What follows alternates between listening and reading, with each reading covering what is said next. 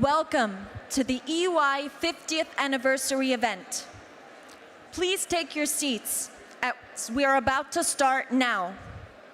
You will find interpretation headsets on your seats. Please press 1 for English and 2 for Italian.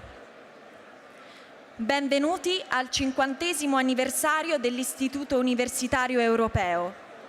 Vi preghiamo di accomodarvi. Inizieremo ora. Troverete le cuffie per l'interpretazione simultanea sui vostri posti. Premete 1 per l'inglese e 2 per l'italiano.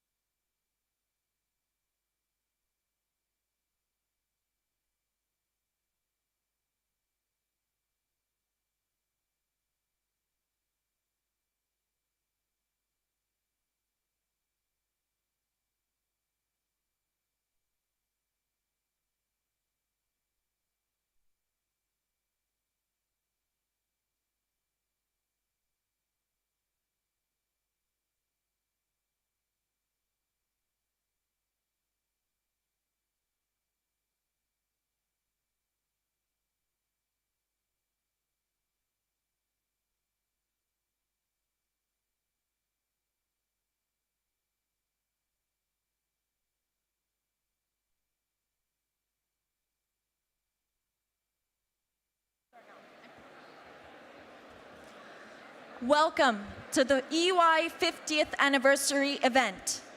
Please take your seats. We're about to start now. Thank you. Benvenuti al 50° anniversario dell'Istituto Universitario Europeo. Vi invitiamo a prendere i vostri posti. La cerimonia sta per iniziare. Grazie.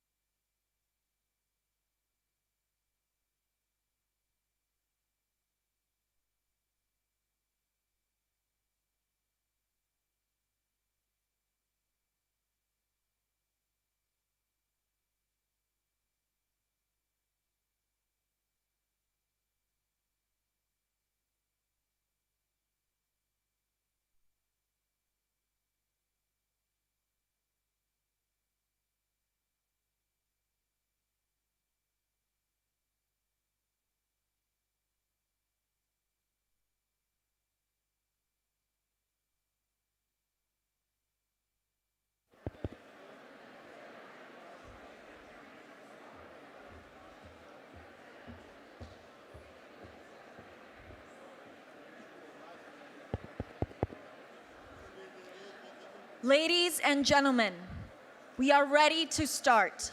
Please take your seats.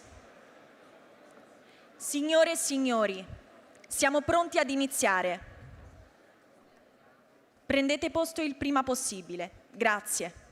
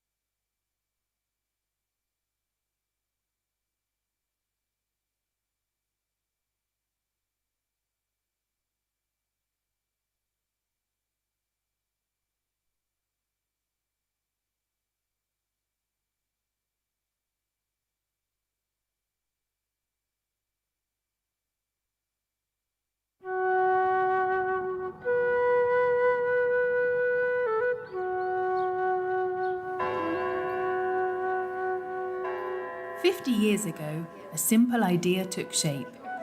A European research university to shape Europe's future through knowledge.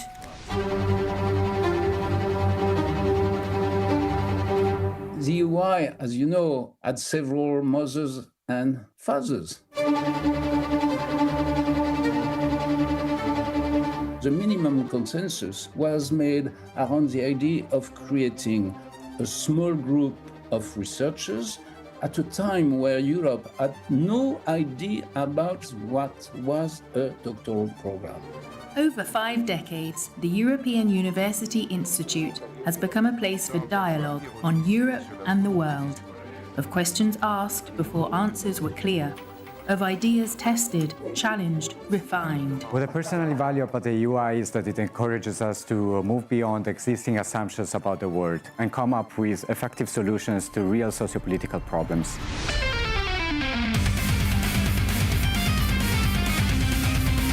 Today, Europe and the world face growing uncertainty from war and technological disruption. In times like these, universities are not observers of change. They are part of it. I do think that what we see now is that much of the past and its values is being questioned. But in addition, in a time of, in an era, I would say, of machine learning, the University of the Future is also a place where we can teach each other what it means to be human and how to value and build and incorporate the role of interpersonal relationships in these visions for the future. The future does not wait, and neither can we. Together, we shape Europe through ideas, learning, and courage.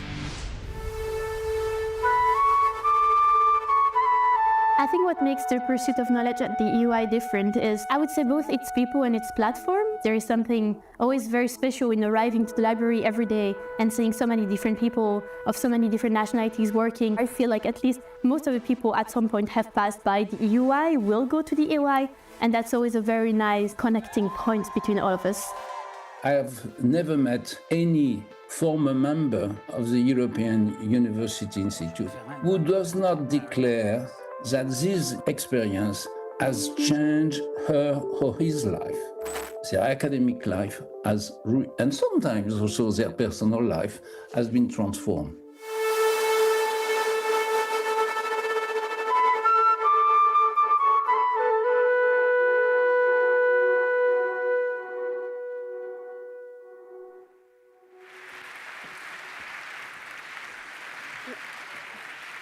Well, thank you so much. Welcome, everyone. Good morning. Signore, signore, benvenuti. We're very happy to be here with you in this anniversary because the European University Institute is turning 50. Of course, by now you all know that this is an institution that promotes academic excellence, but also a very particular European context. And I'm sure you follow the news, so I know that at this point you're very well aware that European values are being put to the test, and there's a real debate around what is the future of this continent and where is this European Union going? So this anniversary of the 50 years is coming at a very important but also challenging time for the European Union. Today we are going to bring together the academic body of this institution, the professors, scholars, researchers, but also, and this is very particular to this event, the students and everyone that makes this conversation possible, because at times it's also about the conversations and the debates. We can agree to disagree, but it's important to talk and have that dialogue. So also welcome to the President of the European Council who is with us. Antonio Costa will be joining us later on this stage. So this is it for the introduction. My name is Maria Tadeo. I am the Europe editor for Euronews. I will guide you through this session. And now I would like to invite on stage the Secretary General of the European University Institute, Armando Baruco. Thank you so much.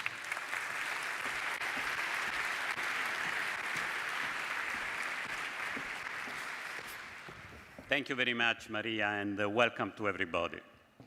The video we just watched speaks for itself about the history of the European University Institute, our mission, and the ambition and the challenges for our future.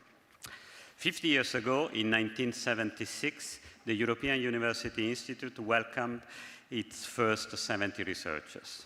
just after the Nazi-fascist dictatorship and the catastrophic events of the Second World War, few Europeans formulated bold idea that for Italians sound familiar. To create a united Europe, we need to create Europeans. We need to create a strong European identity, not only through politics and economics, but also through culture and education, and through a common European university.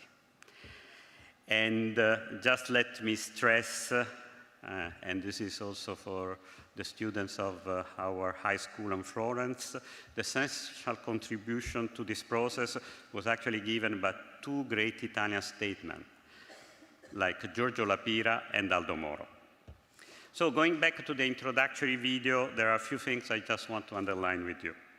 You have seen President Prodi celebrating with us 25 years ago with the meeting of the European Commission at Badia Fiesolana. And we are very happy to have him again with us after 25 years. And in the comments, we notice the awareness of the extraordinary juncture we are going through. Long-lasting basic assumption about the post-World War II multilateral order, our alliances, European integration, and the functioning of our democracy and its instruments, in primis free media, are challenged. And concepts like peace, security, inclusivity, sustainability, knowledge have nowadays very different meanings in our countries and within our societies.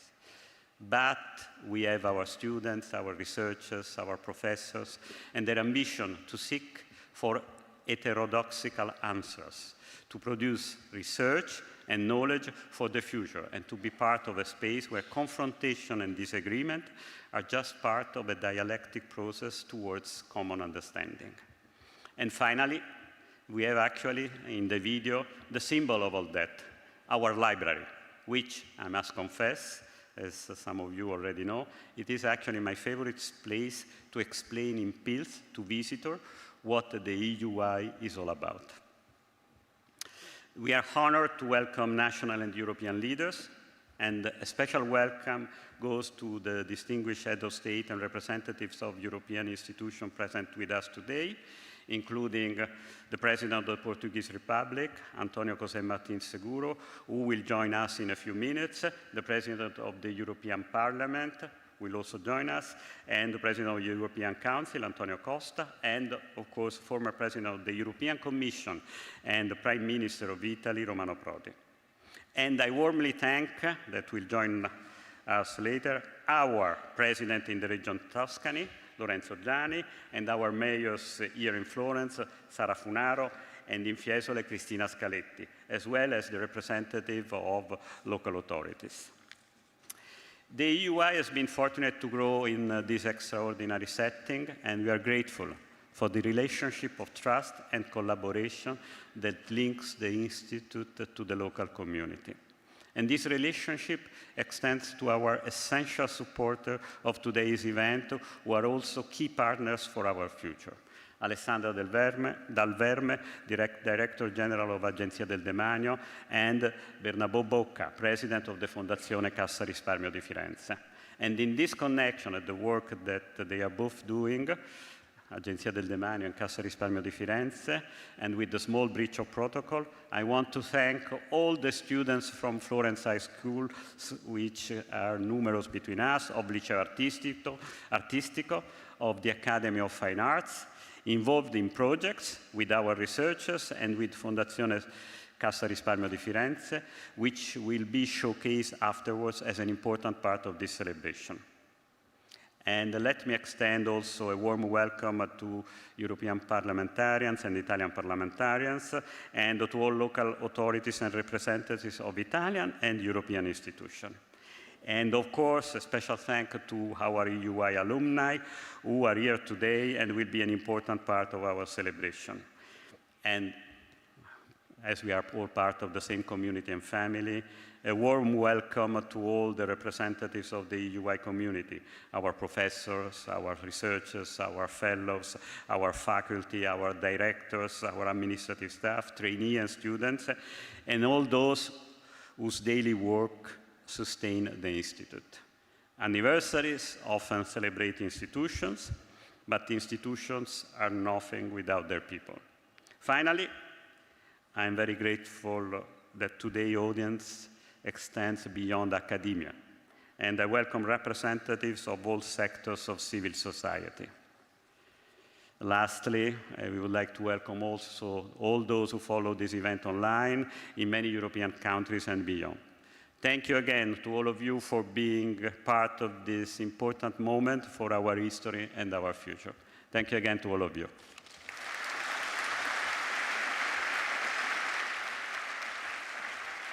Thank you, Armando. Thank you very much. And of course, to the president of the European University Institute, who's with us, to President Patrizia Nanz, who's front row with us today. Now, as we said, the whole point of this exchange and the session is to celebrate the 50th anniversary. And the best way to celebrate this when you talk about a campus and a university institution is to have a debate and exchange ideas and do so freely, because that's the only way you develop your own independent thinking. And at this point in this context, it's not always a given in an academic context. That is one thing, but of course, the other very important that sets this institution apart is that connection with Florence. And Florence is a city, but also the region that has an incredible artistic, academic, incredible historical legacy that looks to the past, but also hopefully to the future. And to that extent, we now want to thank and bring in on stage local and regional authorities. I would like to invite on stage Cristina Scaletti, who is the mayor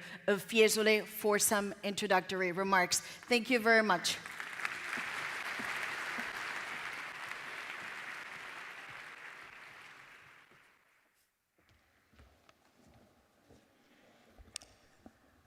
Good morning and thank you all. It's a great pleasure for me to be here. Gentili autorità, cari ospiti.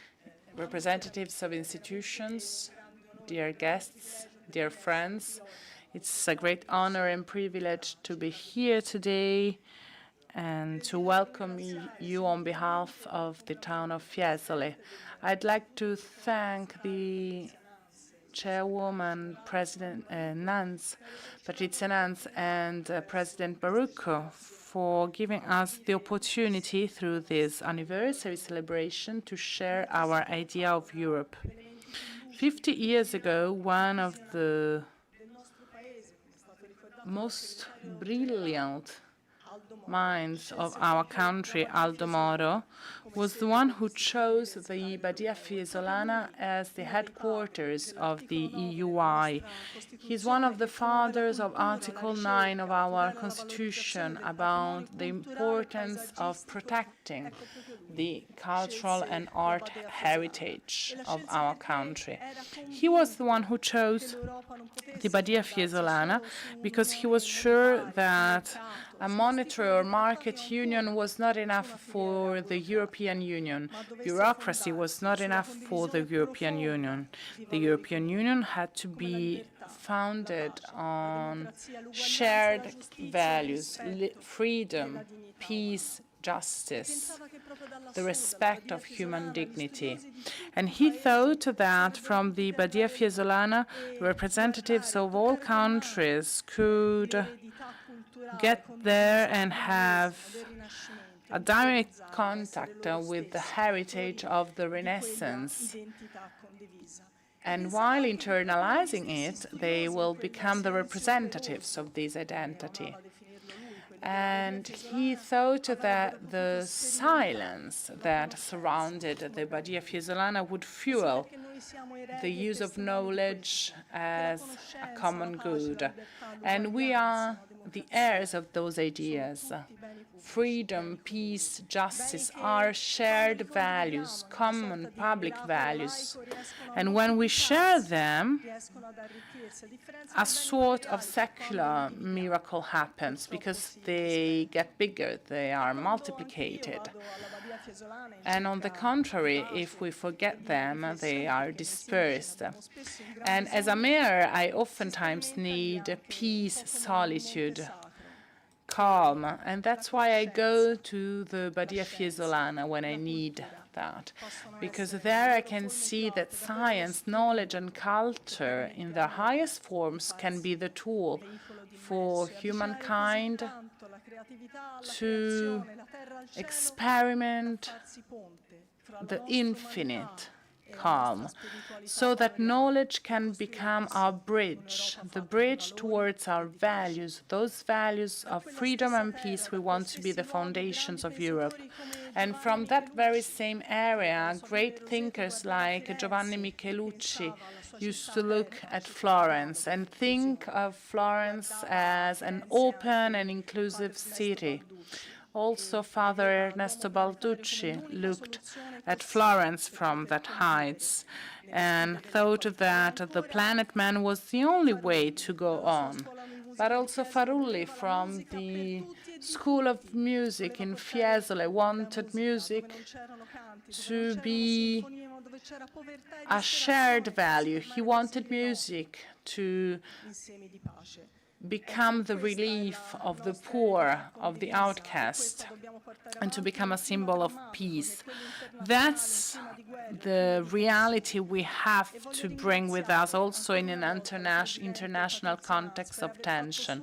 I'd like to thank Chairwoman Nanz for her way to spread Aldo Moro's ideas. Aldo Moro wanted the university to be the representation of life, where life goes on, where life reflects the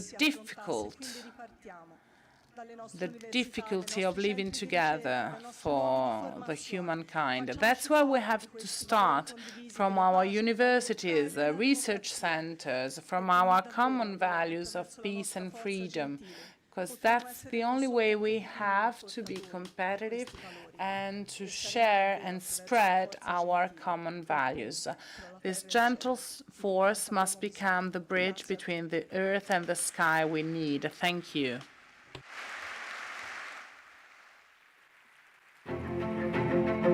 Un'ottima idea partecipare a questo progetto con i ragazzi, A very good idea to participate in this project with young people and regain possession of words such as freedom, democracy, equality. Projects like this are fundamental for the dissemination of culture with young people who are able to assert the values of the European Union. I'm grateful that I was able to study the history of Europe. I would like it to be inclusive and accessible for everyone, feeling different but equal at the same time, and part of a single people. The idea was born thinking about the European Union as the absence of borders, a place with no limits but only sharing. We represented with Venus, welcoming these boats with words. In the sails, we decided to put sentences about the Ventotene Manifesto, and the mural by nature speaks to everyone, so that it can be a daily reminder of the fundamental values of our life. You have to participate, and artists participate through art. In moments like these, we are called to speak, to act on what we really think, and then we feel culture as something that can push our generations for the future.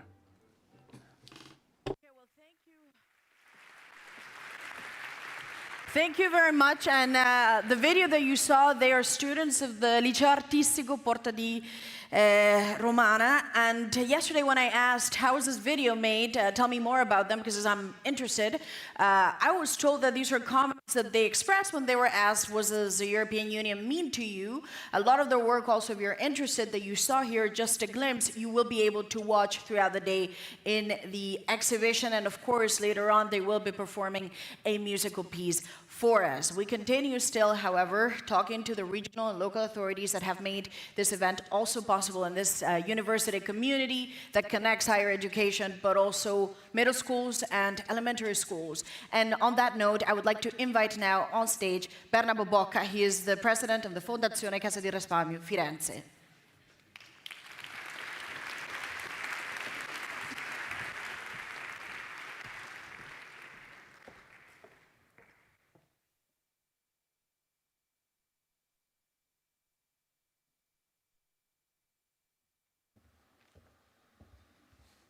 Good morning, everybody. Thank you very much for the invitation. Autorità, rappresentanti.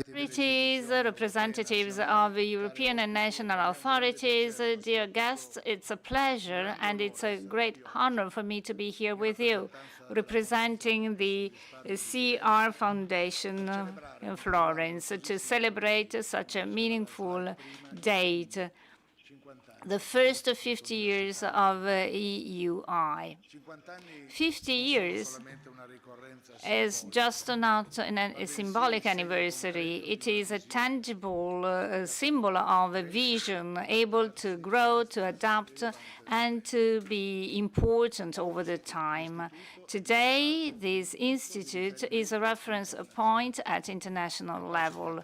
It is able to appeal talents from all over the world and to give an outstanding contribution to the debate on the important contemporary challenges. It is meaningful that everything is happening here between Florence and Fiesole, because EUI is not only an academic international excellence, it is also an integral part of our area, of our region. Over the years, it contributed to foster the vocation of Florence as a city for dialogue and comparison among different cultures. Our foundation had the privilege to follow this pathway for more than 3 decades.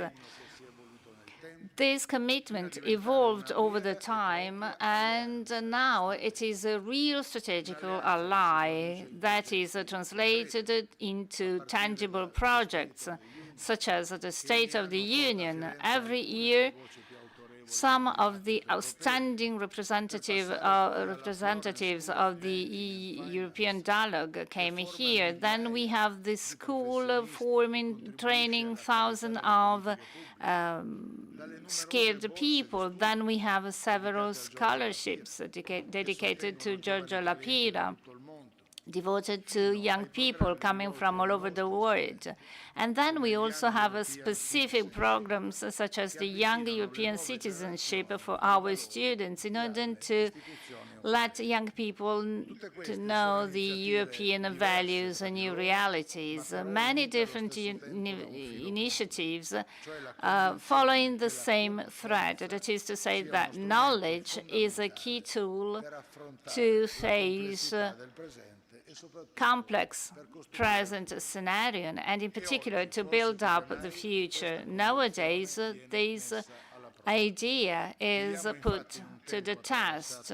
Actually, we are experiencing deep changes, starting from AI, the climate change, geopolitical conflicts, and fragilities of some democracies. So universities, research centers play a key role, because they are centers of knowledge where tools are designed in order to understand, to guide, and to manage these changes. That is why our foundation really believes that supporting training and knowledge is not just a strategical choice. It's a very important responsibility that implies investments in people, skills, competencies, in order to understand the world with a critical mind and spirit. It means to set a bridge between the international dimension and the local dimension. So having international talents here and providing opportunities to our local young people. So it's a way for us to open up the centers to the world without losing the importance of our territory. So that is a way for us to combine the scientific excellences, the international openness, and the impact on societies. That is why, on behalf of our foundation, I want to thank warmly anyone who gave his or her contribution to the evolution of this important institute. I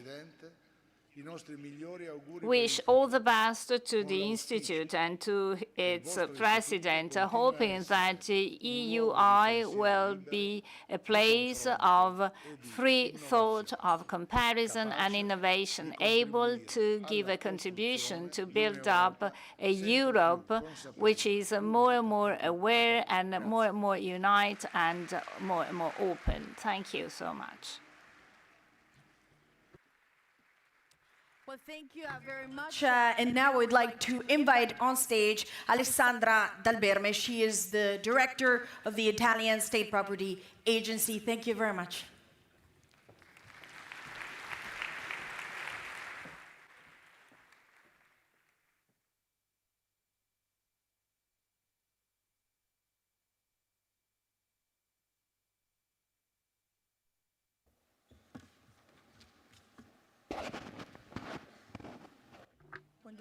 Good morning to you all.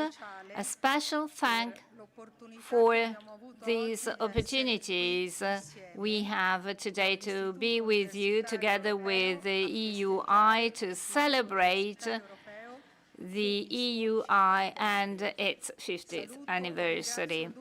So I welcome and thank Mrs. Patrizia Nanz, President of EUI, Secretary General Mr. Barucco, Ambassador Mr. Barucco.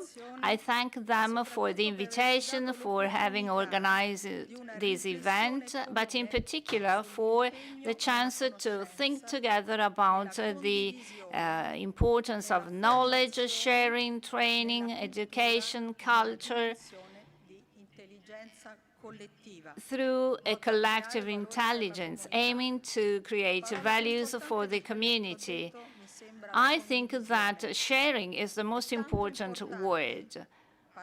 It is very important to talk about sharing because this is the only way for us to develop the values we have been talking about up to now. These are the targets for the Italian State Property Agency.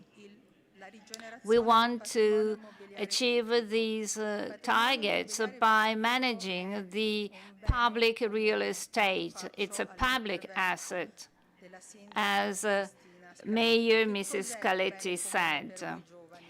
What does it mean for you young people? Well, it means that this asset belongs to anyone. That's why it's important to us to safeguard it and to project it towards the external. So it's important to manage these assets to be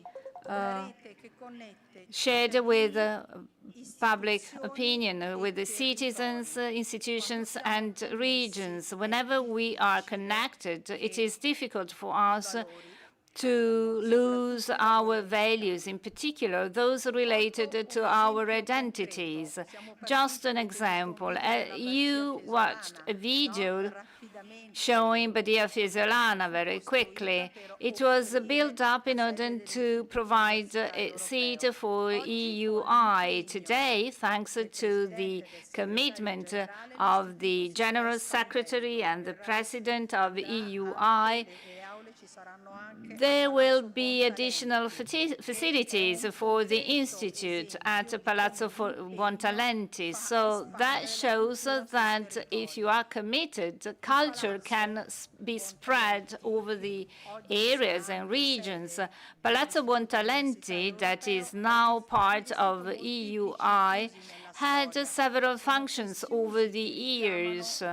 That is why it is related to the identity of assets that can be passed by over the times. Francisco I of the Medicis made this building being built as a center of innovation and culture. Thanks to the synergy between EUI and Italian institutions, state property agency included, this important building in Florence once again take an important pathway for culture, for knowledge at European level.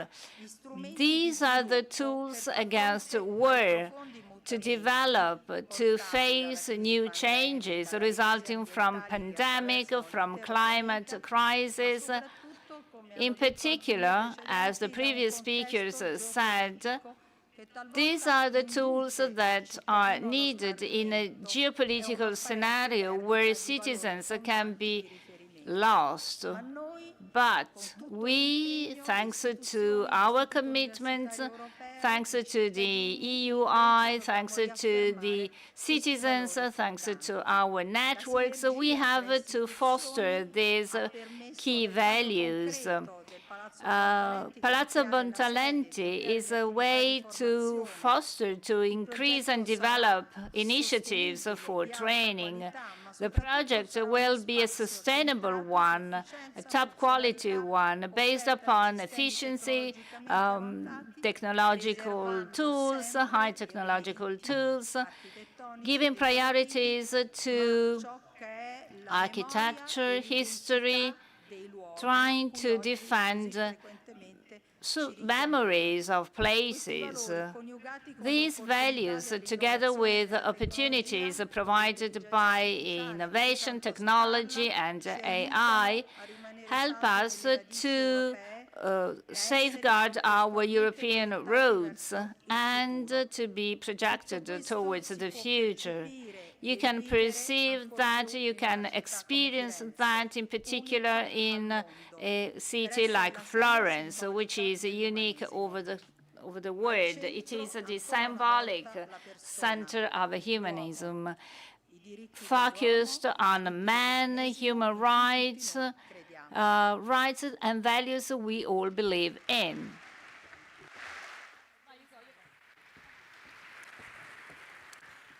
Thank you, La ringrazio. Thank you very much. And of course, as we said at the beginning, we would not be, or it would be impossible to talk about this institution without the city of Florence, of course, well, and the region too, but particularly the city of Florence. And for that, I would now like to invite on stage the mayor of Florence, Sara Funaro. Thank you very much.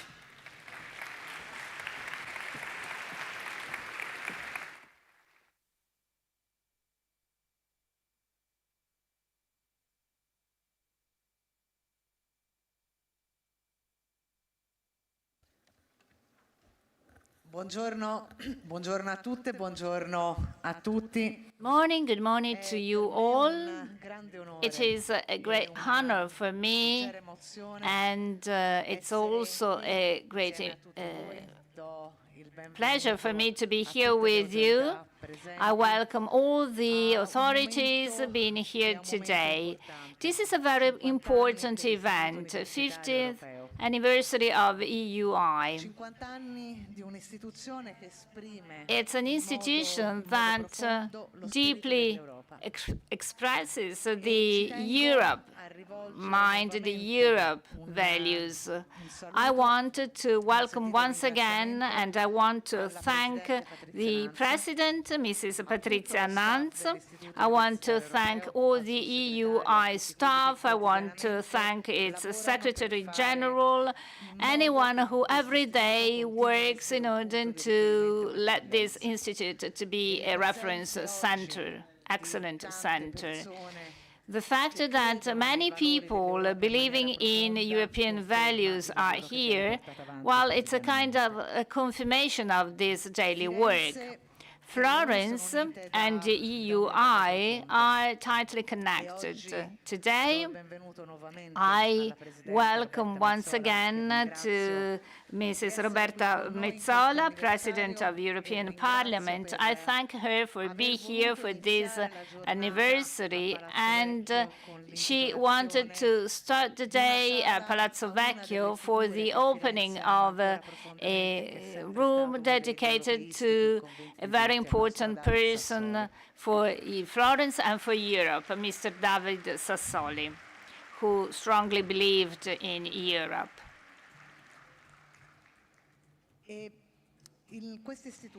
This institute, EUI, is not only a center of academia excellences, it's a lab of ideas, a place where you find knowledge, you compare visions, and future citizens are trained and educated. The basic idea is that Europe is not just a market, a set of treaties. It is a set of cultures, values which constantly evolve. Over the latest 50 years, EUI became a reference point at international level, able to appeal to students from all over the world. They are aware, they obtain an awareness which is deeply European, thanks to training and education. This is a very important anniversary, but it is also an important starting point. It is not only a way for us to celebrate an extraordinary pathway, it is a chance for us to think about the outstanding contribution for the Institute to the idea of Europe, able to inspire, to provide opportunities to new generations. Here today we have many ministries, outstanding people at international level, and therefore their presences confirm the important role of the Institute. Currently we are experiencing a tough time putting at the test our democracies. Within this context, characterized by international conflicts, divisions, Europe has to consolidate and reiterate the cohesion ideas, and at the same time it has to review its roles within the world. Europe has to speak with one single voice in the international scenario, and it has to be a link between Western countries and Eastern countries. So we have to be in line with the father's ideas, as our mayor Giorgio Lapira wanted. In the past, he thought that Europe values were the key ones. EUI represents an important place where European minds are trained, where the critical minds are developed, where future is shaped. Unity, dialogue, rights, sustainability, work, employment, and welfare. These are the key points based upon a common, a shared space. From Florence, here in Florence, altogether we confirm the important role played by EUI. We have to keep on working together in order to build up a Europe which is more and more coherent and united, able to build up the future. So we have to foster social justice, dignity of employment, a Europe which is united and strong. I also want to thank our president, Mr. Romano Prodi, who always pays attention to these topics. Europe is our home. It is the common house of democracy. It is a strong building, and I think that it represents the starting points we have to keep on thinking about, to work upon in order to foster a united Europe. And EUI is always a reference point for the dialogue, the exchange, but it is in particular a place where it is possible to build up bridges for our cities and for the Europe of today. Thank you for what you do on a daily basis.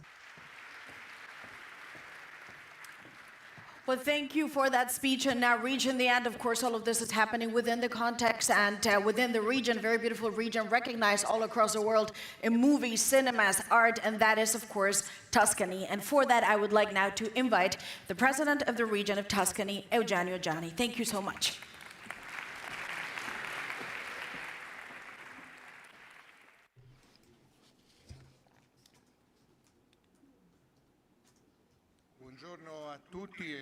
Good morning, everyone, and thank you very much for your participation in such an important time for Florence and Tuscany. Celebrating 50 years of the EUI. This is an honor for us. Cristina Scaletti is here, the mayor of Fiesole, where the EUI started his path 50 years ago in such an important symbol of Florence.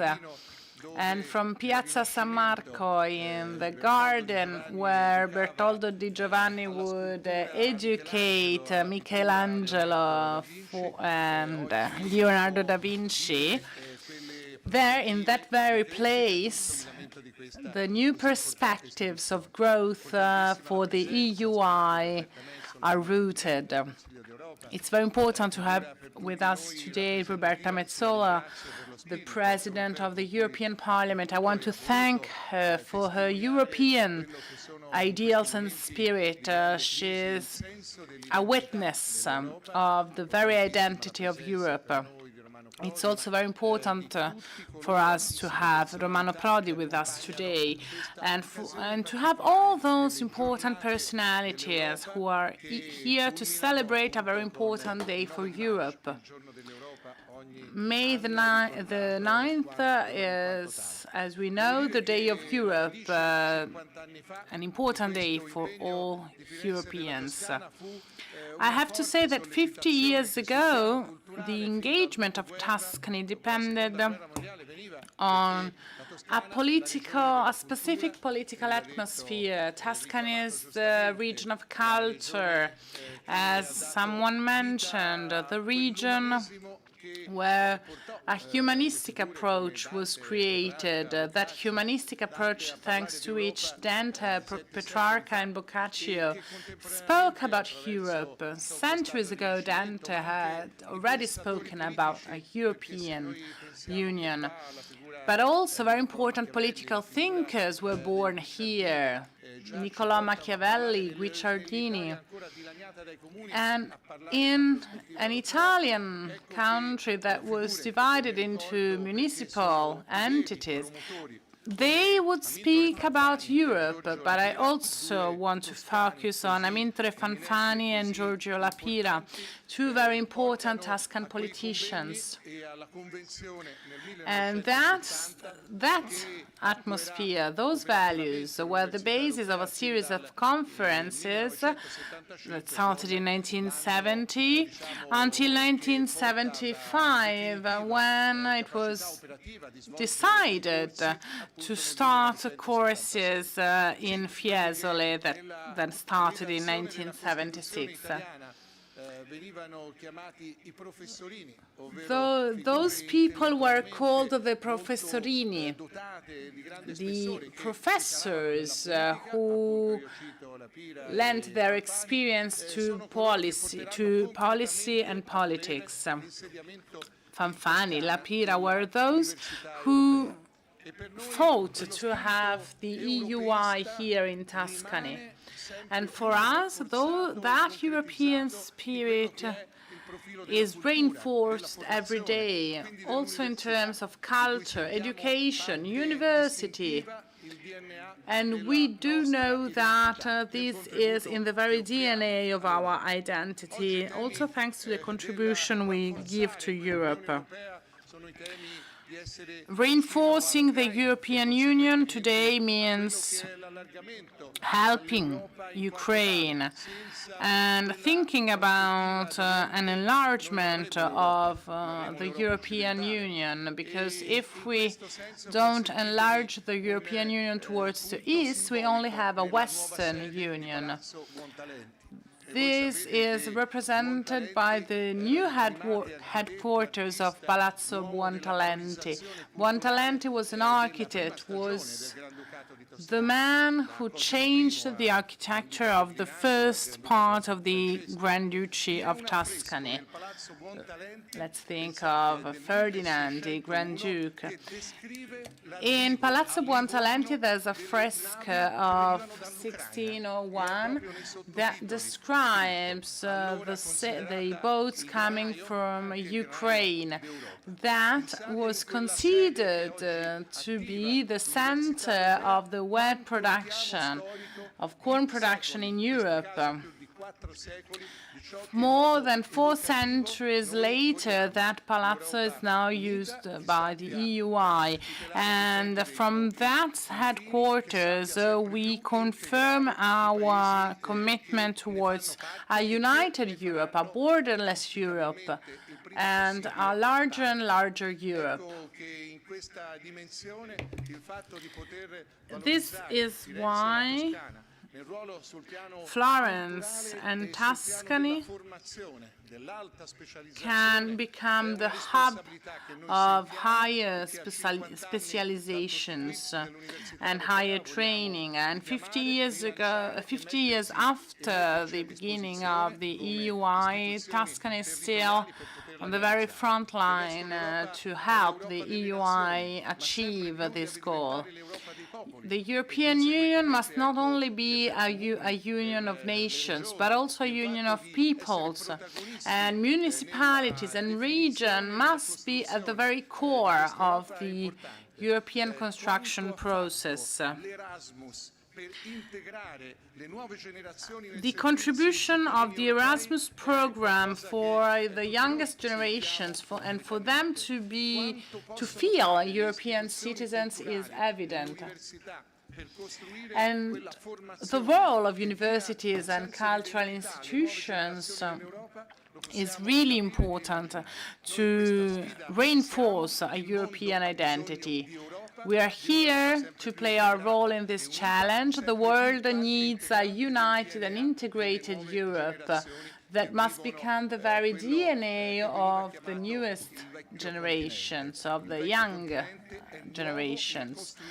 We used to call Europe the old continent. Well, it is now a new continent, because it looks for new balances, for peace, for culture in this planet. Thank you very much for this wonderful ceremony.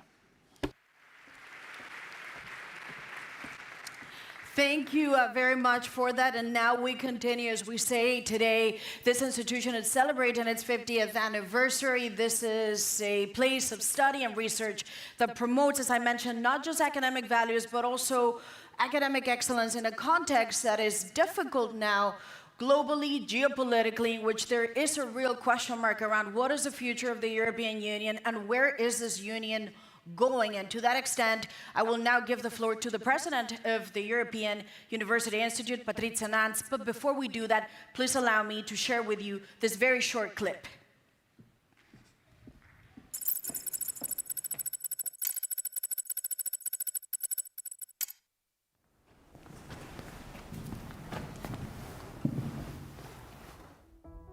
It's 2026. Is this the world your younger self imagined? I thought the word could have been more clear. I would not have imagined that it could quickly feel so destabilizing. The struggle is really keeping our democracies alive.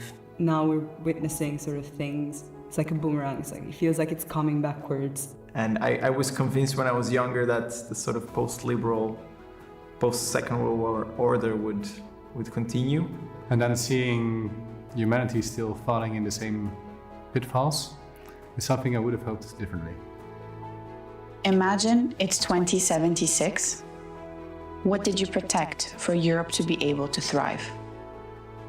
One thing that is really important to me, and I think that is also equally important to the idea of the EU and idea of the EUI, is the idea of community and really being active wherever you are. You know, defending my opinions on justice, fighting inequalities on all kinds of levels. To study, to be informed. You know, the power of knowledge. I think an urgent question that's not addressed enough right now is still the environment, climate change. I hope the temperature wouldn't rise anymore. We managed as an European, as a global society, to understand and foster what we thought was one of the most important values of contemporary society, which was to protect our freedoms and liberties. Hope, really. And I think the worst thing that could have happened, looking back to the last 50 years, is if we had lost hope. Is this the world your younger self imagined?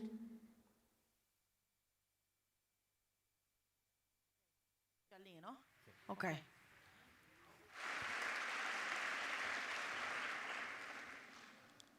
Is this the world my younger self had imagined?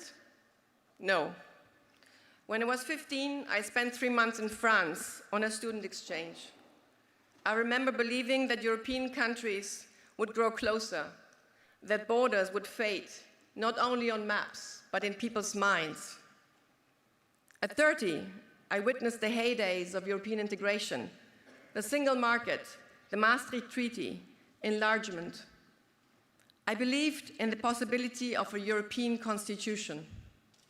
I believed then, and still believe now, that the strength of European democracy rests on our capacity to work through our differences, that it is only through the slow labor of encounter and experience, of mutual translation, that a shared political will can emerge. This very idea is in the minds of millions of people who have studied abroad through the Erasmus program, or who now live in a European country other than the one they were born in. The idea of mutual translation, linguistic, cultural, political, is in the souls of the thousands of students and researchers who pass through the European University Institute. The EUI is the fruit and a pillar of the European project. I take this moment to thank you all for being here, representatives of the European institutions and governments, ministers and policymakers, members of the diplomatic corps, professors and colleagues, alumni, researchers and students, and friends of the institutes. Your presence reflects what the EUI has become over 50 years, a place where Europe meets, thinks, and imagines. I would also like to express our sincere gratitude to EU institutions and all EUI member states for their continuous support. A very special thanks goes to Italy, to Florence, Fiesole, and the Italian government for providing our remarkable premises, including the last extraordinary edition, Palazzo Buontalenti. We are very grateful to the exceptional generosity of the Italian authorities and their constant support over 50 years, not only financially, but also at the highest political level. Almost all presidents of the Italian Republic have visited the EUI, including Sandro Pertini, Carlo Azeglio Ciampi, Giorgio Napolitano, and Sergio Mattarella. The EUI was created as both a university and intergovernmental organization by the 6 founding members of the European community on the basis of a very bold assumption that Europe is not built through treaties alone, nor through markets, but through knowledge, culture, memory, through the capacity to think together across the lines that would otherwise divide us. Today, on this anniversary, I want to renew that commitment. Our founding convention calls on us to, I quote, contribute by its activities in the fields of higher education and research to the development of European culture and scientific heritage, and to engage with the great movements and institutions that have shaped its history and will shape its future. 50 years later, that mission is only grown more urgent, not because we have all the answers to our current problems, but because we remain one of the few European institutions that is dedicated to asking the questions that others, under the pressure of events or the comfort of conventions, no longer ask. In a world that rewards certainty and punishes doubt, that is not a modest contribution. The exhibition Open, which we inaugurate tonight, reflects precisely this commitment. It is a space where scholars, artists, and citizens come together to explore questions that no single discipline, no single nation, and no single generation can resolve alone. In many ways, this is precisely what the EUI was created to do, and what it has done for 50 years. I'm proud that these days of celebration will be the occasion to show it. And I think that our accomplishments will speak for themselves. Perhaps there is no better example of this than EUI Ideas, the new research festival launching tomorrow, where our scholars will engage with the defining questions of our time. What do you think universities will look like in 50 years? And what does it mean for Europe? This is a question we will take up this afternoon at our ministerial summit, and one that we intend to pursue further with governments, institutions, and universities across Europe in the months to come through a structured debate. At a time when artificial intelligence is transforming knowledge production, we are often told that universities will be reshaped beyond recognition. Perhaps they will be. But AI also offers an opportunity. By automating data collection, performance metrics, and social media clicks, it gives us the chance to return to fundamentals. What does it mean to think, to learn, to understand? Looking beyond metrics and performance, experience remains. And that cannot be mechanized. The creation of self and the world through the practical experience of thought in dialogue with other thoughts. It is the university as a shared environment where ideas can be tested and pursued, where learning is an effort that transforms those involved, and where disagreement does not lead to exclusion, but where doubt is what we most deeply share. To come back to the question Corrado, the little boy in the video, asks, the world and Europe have not turned out as I have imagined, back in the heydays of European integration, when progress, the European way, was a glittering road ahead.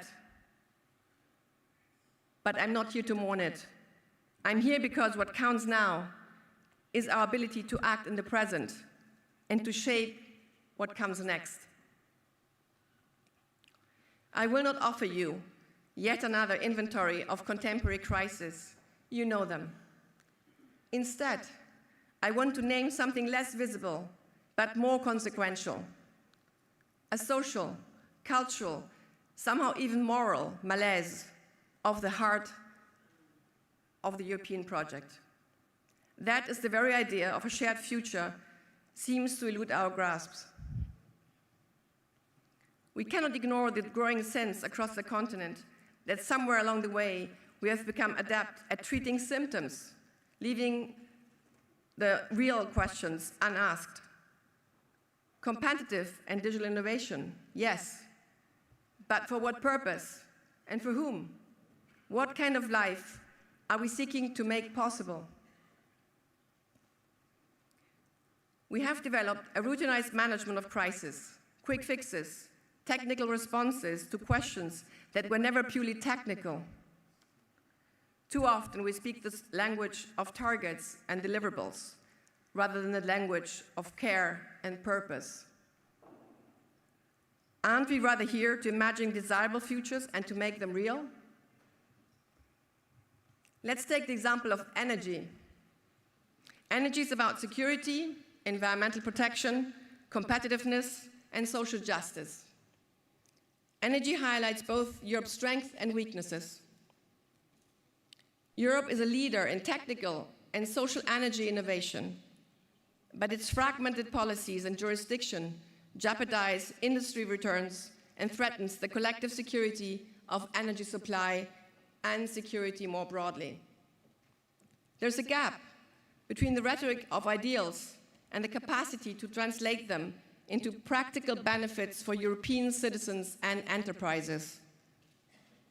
An urgent need, not only for coordinated action, but for imagination, the capacity to conceive a different energy system, bringing together all relevant sectors and decision-making levels. Europe is no longer a project under construction. Many understand, perhaps more clearly than before, why Europe matters for security, prosperity, for democracy. According to the Eurobarometer, 3 out of 4 Europeans feel they are citizens of the Union. 7 in 10 find that the European Union is a place of stability in a troubled world. The desire for Europe is stronger than it has been in decades. Europe, as a form of life, is resilient. It is not a policy that can be reversed. In the current climate of anxiety and crisis, this is something to hold on to. And if we are tempted to take it for granted, we only need to look beyond our borders to the young Ukrainians, Georgians, Moldavians, who remind us what Europe represents. They see, perhaps more clearly than we do, what is at stake and what we risk losing. Let me recall a voice that speaks to this and is very inspiring to me. I quote, "Without exaggerating and without portraying Europe as a besieged citadel, we must demonstrate to our fellow citizens every day that the European project, through the pooling of our resources, is essential if we are to survive and safeguard our independence." And it goes on, "We will be all the better placed to establish peaceful and balanced relations with other nations around the world and to strengthen our solidarity if we will have managed to prove our determination." These words were spoken by Simone Veil, the first woman president of the European Parliament at the EUI back in 1980. She warns against a Europe perceived as an almost exclusively economic organization managed by technocrats, and she calls for a second wind. The second wind Simone Veil called for requires intellectual grounding, social imagination, and the self-confidence to ask difficult questions. Because before we can act, we must see clearly. And before we can see clearly, we must find the courage to name what holds us back. We need sharper lenses to capture the complexity of the world we inhabit. What would strategic autonomy for Europe mean? Jean Monnet understood in the 1950s that coal and steel were not just economic resources, but drivers for political transformation. Whoever controlled them shaped the continent. Today, similar questions arise. Strategic autonomy is not a flag, it is a mesh, a system of decisions, institutions, technologies, and skills, where any weak link exposes the whole. Digital infrastructure has become our coal and steel, the backbone of democratic life. The question is whether Europe can govern itself on its own terms, or whether we will leave the core infrastructures where citizens deliberate and younger generations interact under the control of others.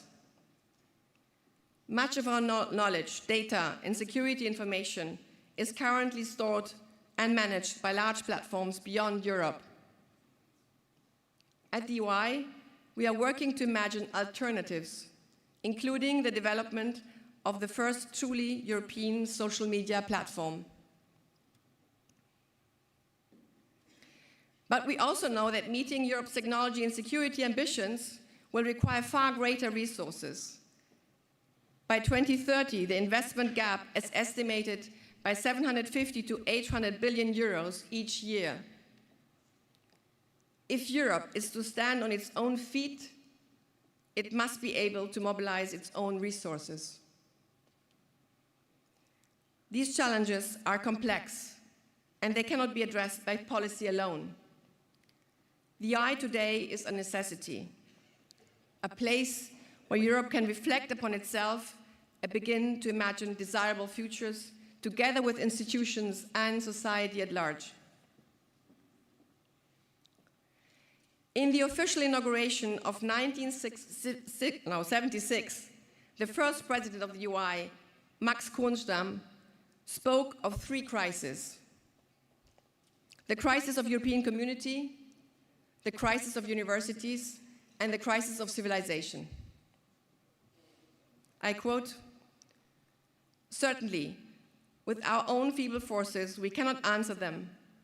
But if we do not run away from these questions, we do not bury our heads in the sands, we may perhaps help in discovering and developing modes of thoughts and action appropriate to our age and its problems."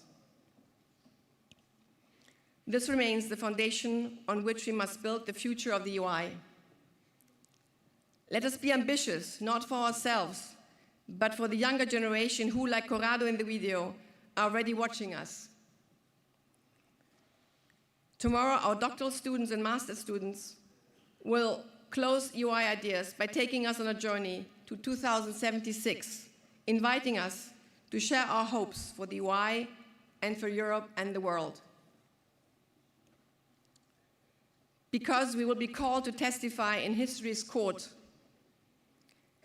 50 years from now, the youngest among us and those yet to come, those who will pass through the EUI and those who will shape Europe and beyond, will look back and be the judges of our actions. And they will ask, who are you? What did you build for us? What did you leave behind? These questions are already upon us.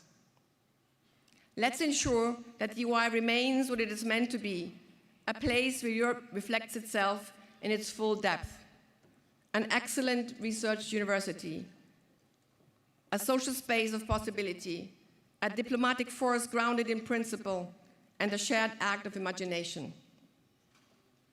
The EUI has come a long way, and there's much more to come. A happy 50th anniversary to all of you in our large EUI family.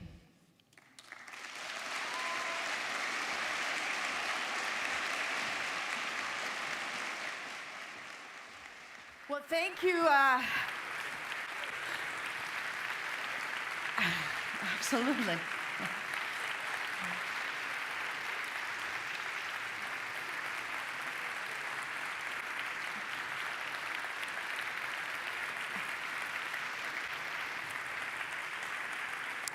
Well, thank you. Thank you to the President for that speech, which really touched upon all the key points. What is Europe? Where is it going?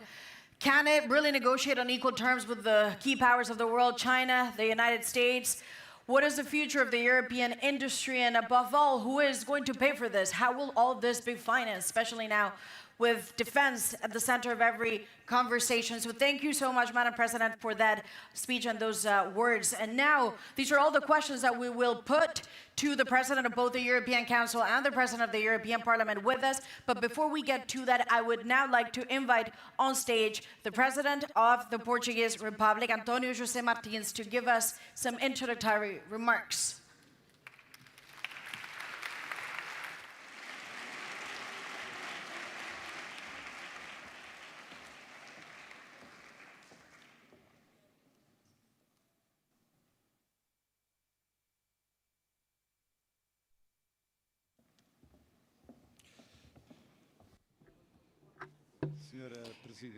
Madam President of the European Institute of Florence, Mrs. Patrizia Nanz,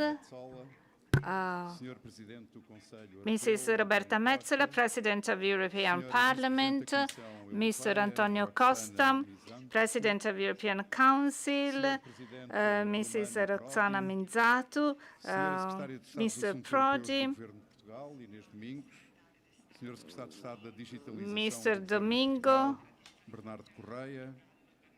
Mr. Bernardo Correia, authorities, both Italian and European authorities, Mr. Ambassador of Portugal in Italy, dear students, dear researchers, ladies and gentlemen, and a special welcome to Professor Paz Maduro of this institute and my reference person within this house. It's an honor for me to thank the Institute.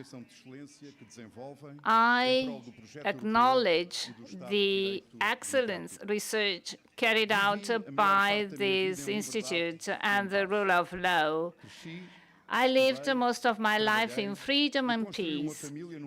I grew up, I studied, I worked, and I built a family at a time and in a place where these two realities seemed natural to me as the air we breathe. I never thought I could ever be deprived of them. It was taken for granted, a sure legacy. Today, they are no longer sure. The war is back to Europe with the Russian aggression of Ukraine. It's a blatant violation of international law, of the principles being the basis of post-war order. It is a warning that peace is not a given. On the contrary, it is a fragile achievement which requires vigilance and determination and, above all, the collective will to defend it. Democracies face unprecedented internal pressures. We are faced with disinformation as a political weapon, the erosion of trust in institutions, and the growth of movements that instrumentalize discontent to undermine the foundation of democracy and rule of law. It results that freedom is being threatened by brute force from the outside and also by indifference and cynicism from the inside. A romantic view might tell us that peace is a permanent state of nature. This is not true. Peace is a permanent achievement. Europe has always reinvented itself after one of the living memory of the catastrophe.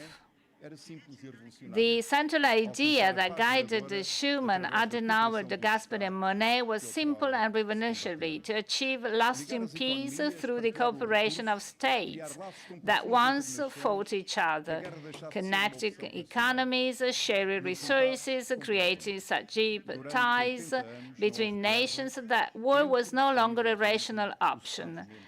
For 70 years, there was no war between the member states of the European Union. It is the largest peace project in modern history. And we are very grateful for that. And this is something that it is endangered today. Now we have to defend Europe. This is our responsibility. We must protect this project that we have inherited for us and future generations. Europe has to go through several steps. Democracy have to protect peace, institutions, guarantees, sovereignties, and a trust-based culture has to be protected as a key essential requirement.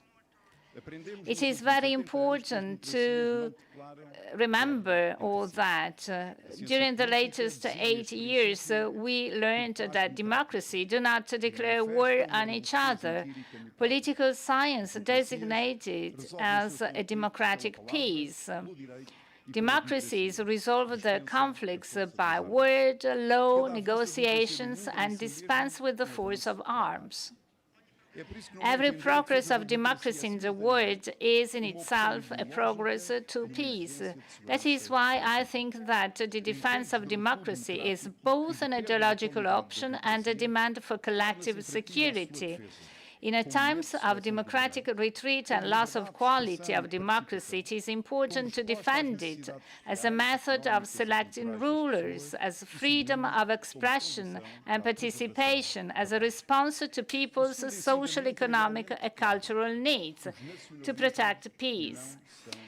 The second teaching is clear. Nationalisms are not a solution. History reveals that it was the beliefs of nationalisms, the idea that one's nation is superior, that others are enemies or inferior, that the national interest justifies any means, that were the origin of the two world wars and tens of millions of deaths.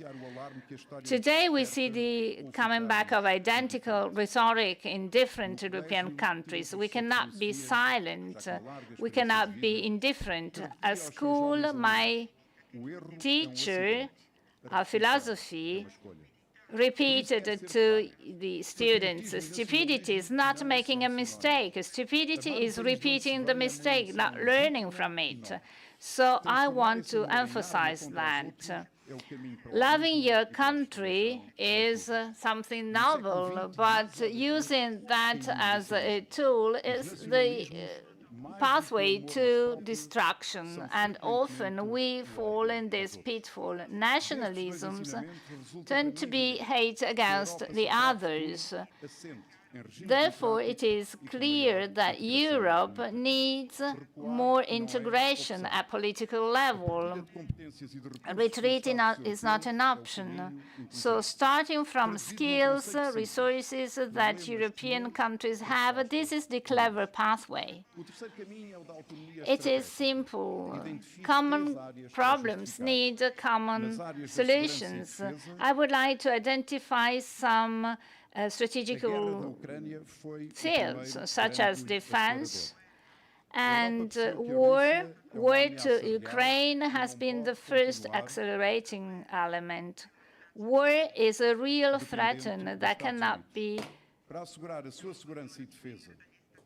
continued. I mean, it must be stopped.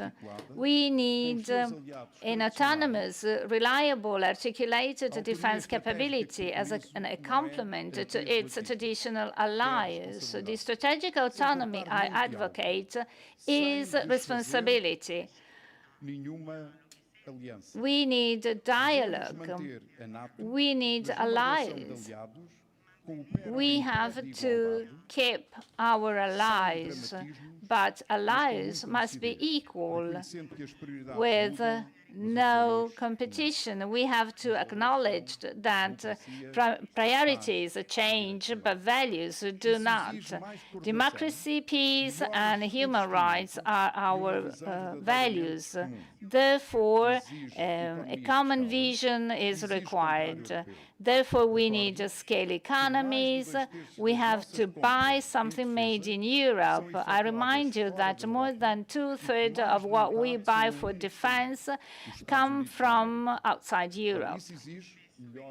Often, we buy from USA. That's why we need additional investments. We have to develop technology in Europe. We have to improve economy, defense.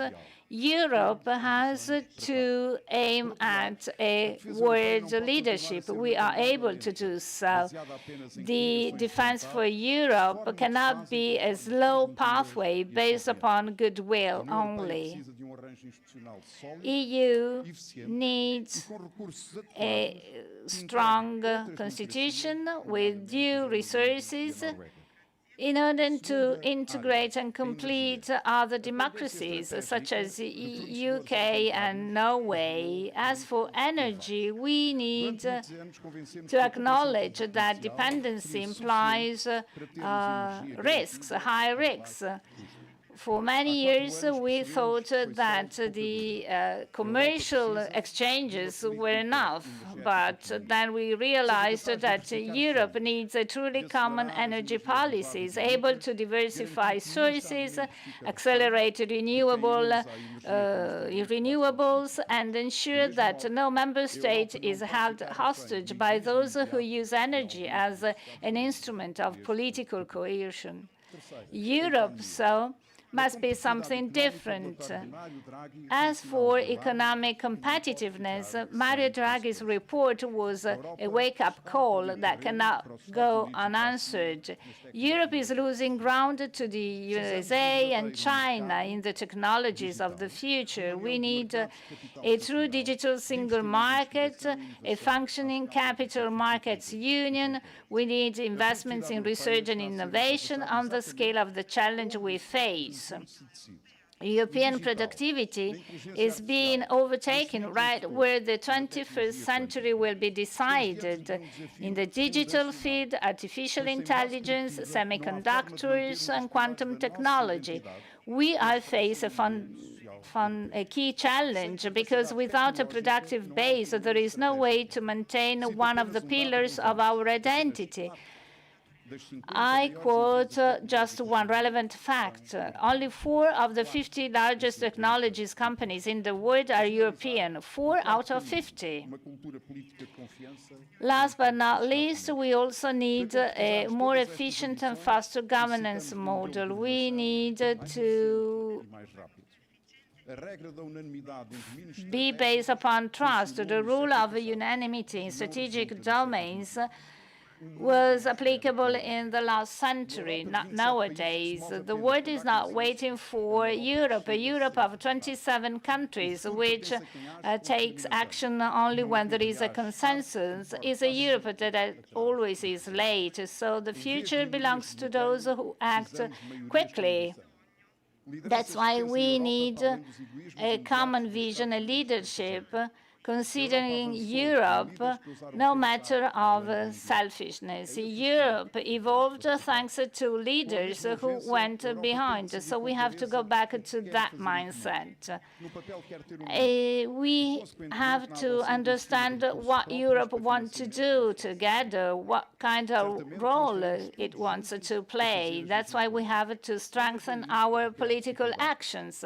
That doesn't mean that we have to do the same things. There is not a problem. We have the example of the Eurozone. So a state cannot oblige the other states to do what they want. So we need more trust, ambiguity, causes delays. European leaders cannot be late all the time. Ladies and gentlemen, dear students, European Union started in order to guarantee peace and progress in our continent. Nowadays, we are at a turning point, and we have to react. Fragmentation is not the answer. We need ambitious integration, political braveness. The students are here, and you are players, you are protagonists, because what you study here turns to be ideas in Brussels, Lisbon, Rome, Berlin, Warsaw. So what you do here is important. The Europe I want for my children, for future generations, is a Europe which is synonymous of peace, freedom, and prosperity, because we made this choice generation after generation. We decided so, and this choice in your hands now. Thank you so much.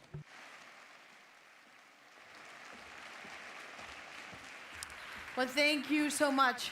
Thank you very much for that, President.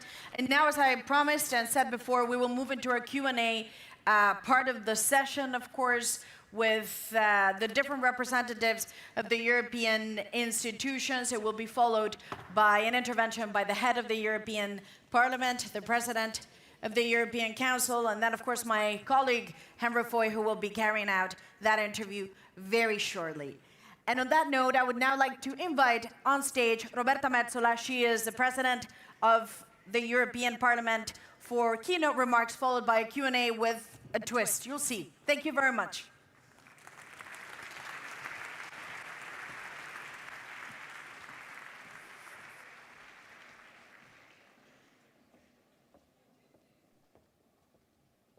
Thank you very much, dear Maria, President of the European University Institute, Dr. Patrizia Nanz, President of the Tuscany region, Eugenio Gianni, Mayor of Florence, Sara Funaro, Presidente Prodi, President Seguro, President Costa, dear Antonio, Professor Cassese, Vice President Zverna, Vice President Minzatu, many members of the European Parliament here, distinguished guests, students and friends.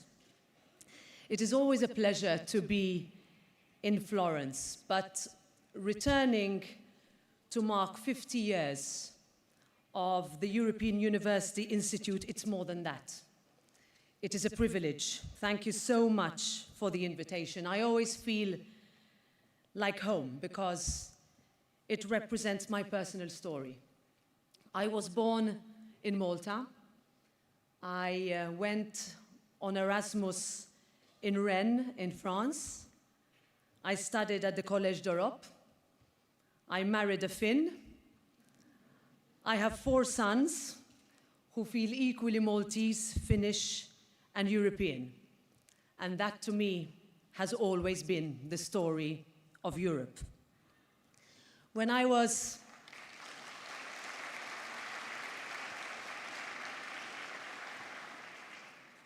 elected President of the European Parliament back in 2022, my first institutional trip to Italy was to Florence on invitation of Dario Nardella, and our colleague of ours in the European Parliament. That choice was deliberate. I knew that the historical archives of the European Union were housed in the European University Institute, and I wanted to pay tribute to the place and the people who helped shape some of Europe's most transformative decisions. And I wanted to come back today to build on that, to make the case that, as we've just heard, in a more unpredictable, more fragmented world, we need more of what you do. The core message today, I would say, is simple. Europe needs new ambition, and Europe needs new confidence. We are Europe. We have the talent, we have the drive, we have the roadmap. We just need the political will to take the next step. I am optimistic about Europe, about our capacity to transform the old continent into the anchor of the future around which the world gathers. I want to look back at this time as the heyday of European integration. We can do that. In fact, there is no better time to do so. So what kind of European ambition are we talking about? There is no area where the need is clearer or more urgent than security and defense. I'm encouraged by the progress made in recent years. Europe is investing more in defense than at the height of the Cold War. But the question remains, why is every member state still doing it alone? We have France and Germany as major players in missile defense, the Baltics pushing ahead in cybersecurity, Italy leading the way with satellite surveillance. Earlier this week at the European Political Community, we heard President Zelensky explain how Ukraine is reshaping the battlefield with counter-drone, AI-driven technology. Not every country has the same priority, but every country has a strength. And this is why President Mattarella was right when he said that we need a European Defence Union, because working together here simply makes sense. Our biggest asset, our economy. This is the other area that demands ambition.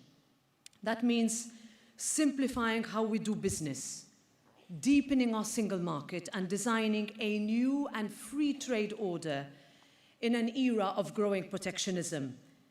It also means embracing innovation.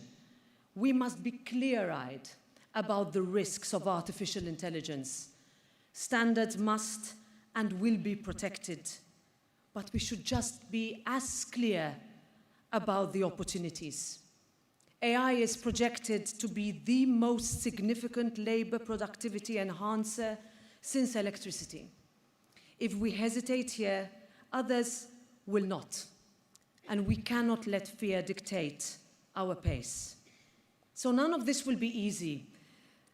We see this every day in the European Parliament as a house of 720 members from 27 countries across more than 200 national political parties. Many of the colleagues, quite a few of them are here today, some of whom are former students of this great institution, and I think they will agree with me when I say that finding agreement is not always simple.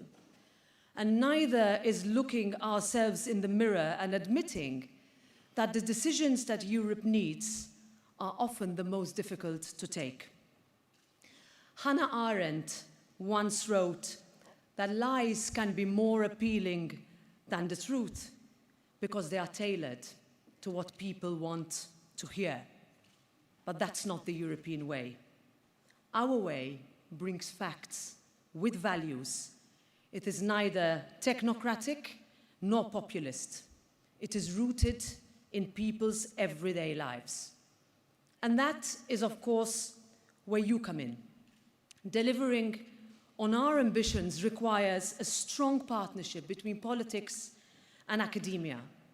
Not because academics should replace politicians, but because academic expertise helps parliamentarians take better, stronger, and more lasting decisions. And as we mark this milestone anniversary, I want to use this moment to open a new chapter in our relations. The European Parliament has created a dedicated directorate for academia, research, and foresight.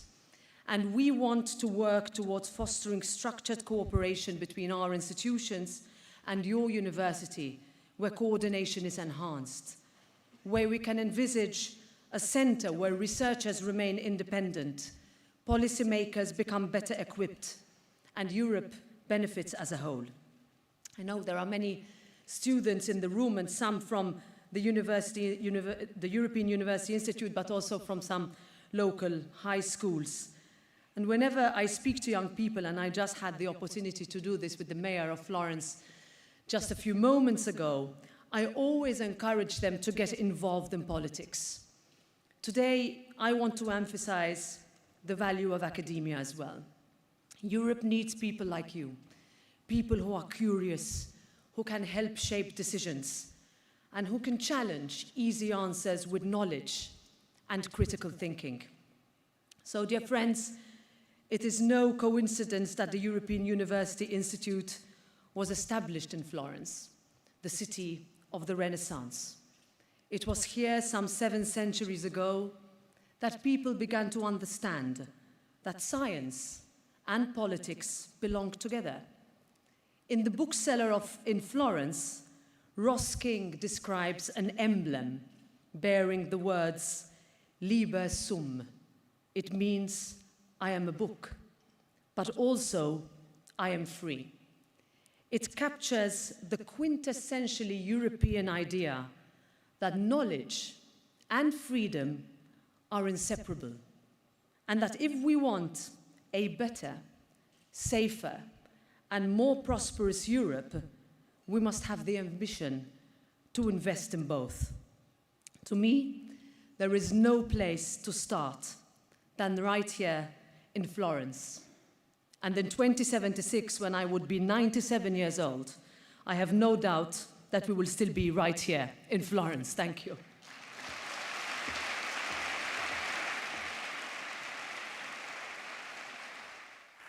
And of course, yes, thank you very much. Thanks, President. Thank you so much for your time. Very good.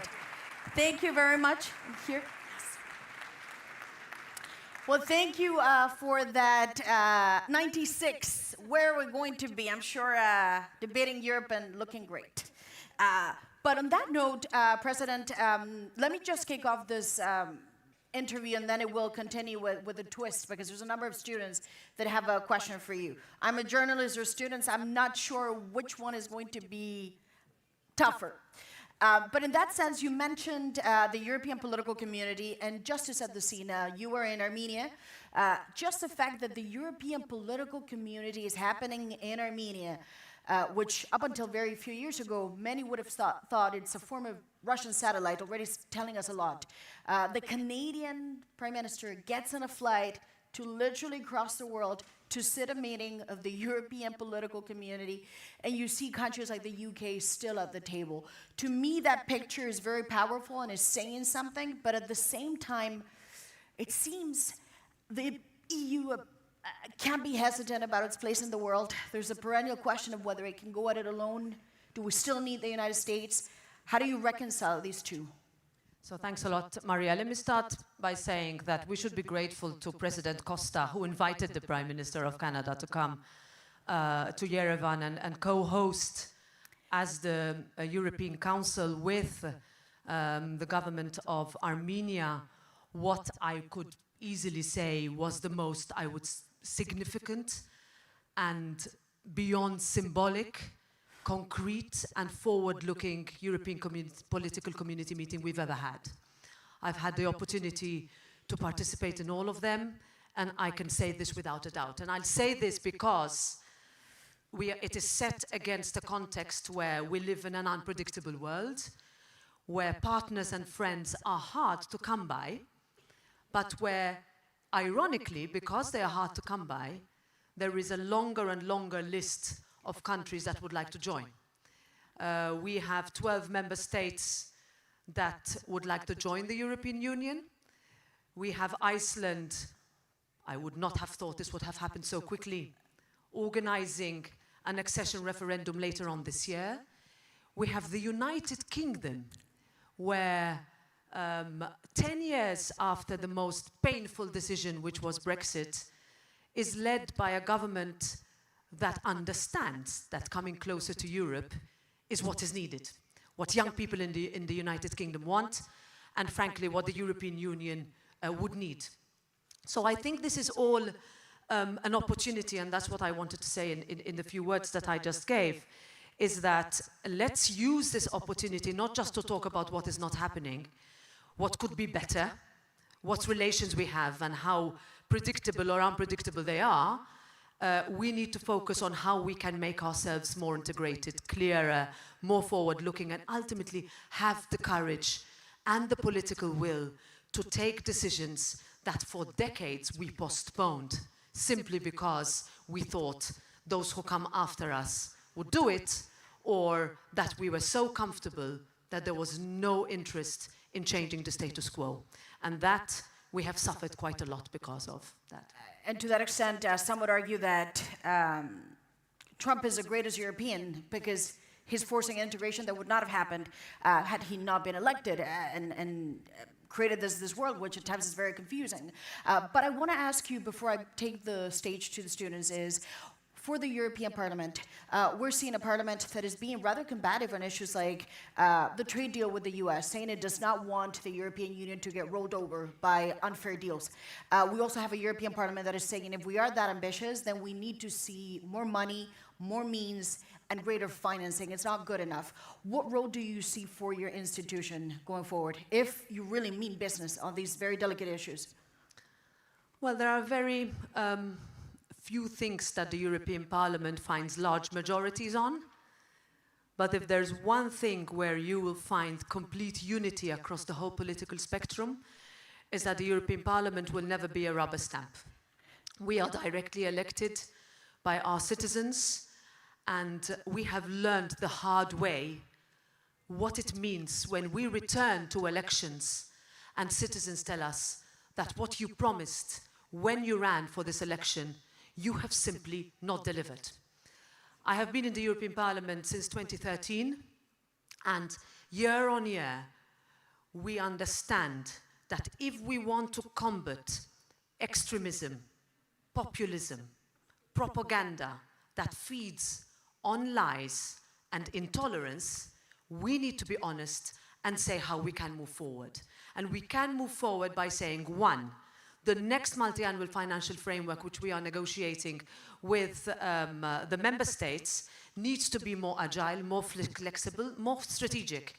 If we've learned one thing in the current financial framework, is that it is not adapted to today's world. We have survived with difficulty a pandemic. We are in the 5th year of the Russian invasion into Ukraine, 5th year. How are we going to be prepared for the increasing climatic challenges we have, natural disasters, creativity and understanding where flexibility is needed to help member states explain to their citizens that the European Union means this for you. So this is why the European Parliament has set the bar high. We're proud of that. We are quite ambitious in that regard. And we are going to be very tough in the negotiations of making sure that our citizens feel that this is about them. And this is not something that is cooked in Brussels that cannot be explained.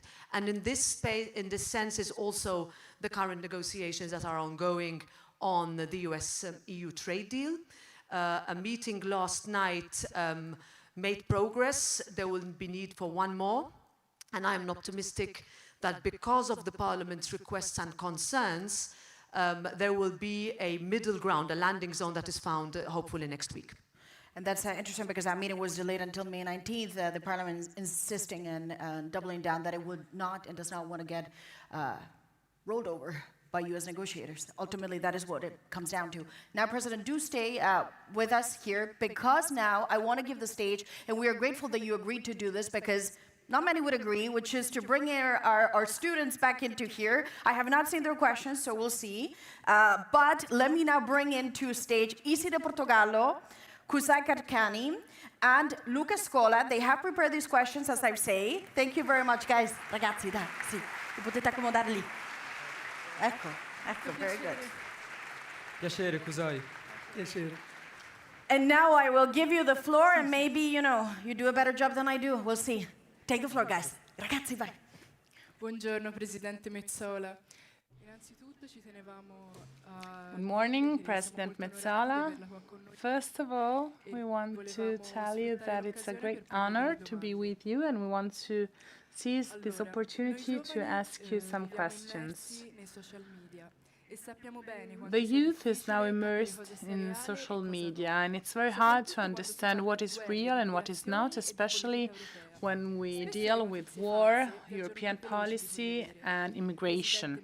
Fake news are oftentimes more rapid than the real news. Do you think that information is enough to help the European citizens to find their direction in this chaos? Thank you for being here, asking questions. So first of all, what we learn at school represents the foundations of what we will do in our lives. With my parents, with my family, I learned values, principles, the meaning of fighting for peace, being tolerant, respecting others' ideas. That must let us know what we want to do in our lives. The problem is, as you said, that social media do not let us know whether the people we talk to are real people.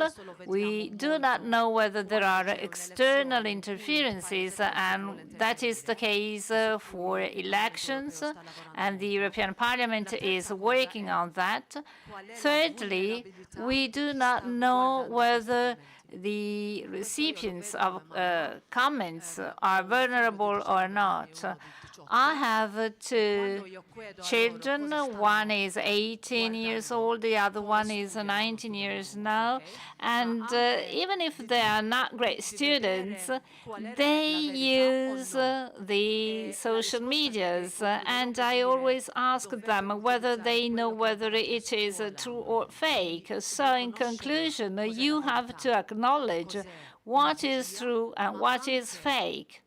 You also have to understand and learn how to be convinced of your ideas. The climate is not very easy. It's not, I mean, it's a tough time, in particular for policy makers, for women policy makers, but we must be stronger to fight against what is fake. But I need you. I need your help and your friends' help.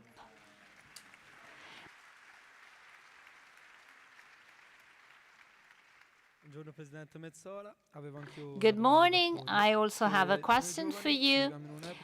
We young people, we are living in a time where it's always difficult to find a reference point. Everything is black and white with no shades. European Parliament is a place where people have to find a compromise. In your opinion, is it a model for us? How is it possible to find a compromise with those who have different ideas? Well, European Parliament is something one of a kind. It's pretty unique. That's why we host many young people coming from third countries in order to learn the way we do. This is not an easy task, not at all. Our parliament is very active. It counts 720 deputies coming from 27 different countries with different cultures, languages, traditions, age. I mean, we have 40% of members who are women, and I'm going to fight in order to raise this datum. It is not easy, but I will do so. But the key point is respect. Even if you have nothing in common with the one sat next to you, nevertheless, she is a human person. She has been voted, and the worst thing is to ignore that or not to be tolerant. I learned that if you respect the opinion, the ideas of the person next to you, even if you do not agree at all, even if you do not share nothing at all, nevertheless, you must respect the others. Talking is important, discussing, negotiating is an art you have to learn in order to achieve results, in order to find a conclusion. Because if you say, well, I stop here, and the other one says, I stop there, compromises and agreements are not possible. That's why we are working very hard on that. We are for Europe, we are fighting for Europe, because we want that lives of people we represent will be safer and fairer.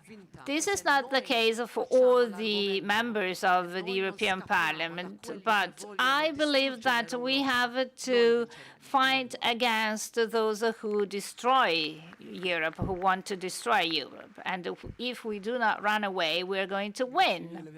Thank you very much. What's your name? Luca Scola. My question is, we, the young people, we grew up in a place where wars has always been there. Ukraine, Afghanistan, Middle East, and so on and so forth. So, because of that, current generation and future generations will grow believing that war is something ordinary. A war situation is a constant. So my question is, since you experienced a different Europe compared to the current one, What is the role that the European Parliament could play in preserving, in defending peace? This is a very important question. And I will make reference to my second answer. Whenever you say that we, the European Parliament, we are different, well, we have to remember that Parliament members experienced wars. We celebrate the end of the Second World War. But don't forget that many European people lived behind a wall for 50 years. Those who today say that it is not possible for them to go back to those times, those who say that those countries, my country included, decided to be a member of the EU, is because EU is a project of peace. Never forget. In addition to that,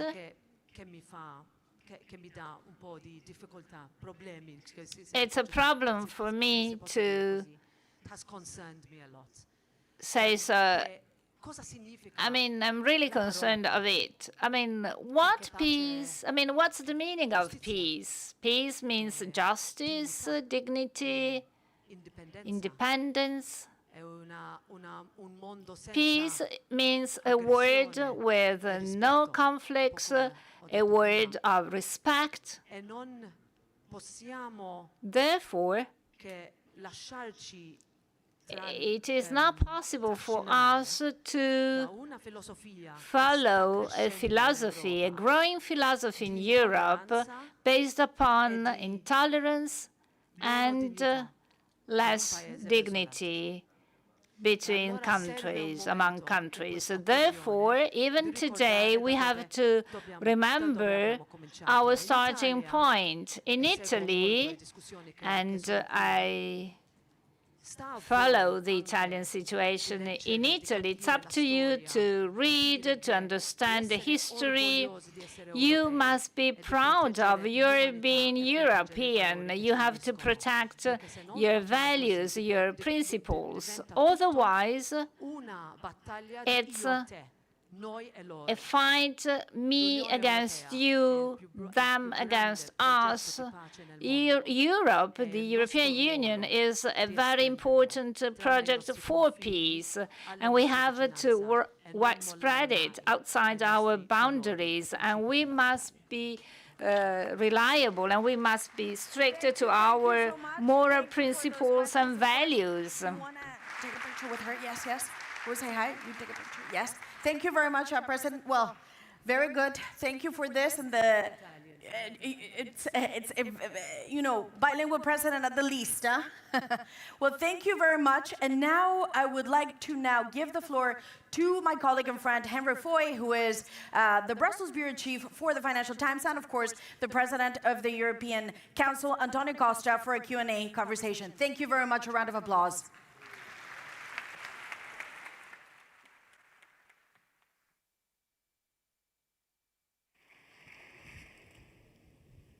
Hey. Thank you so much. Great to see you. Let's take a seat. Let's be super quick. Unfortunately... I think I need a microphone. Yes, you do. Roberta stole your microphone.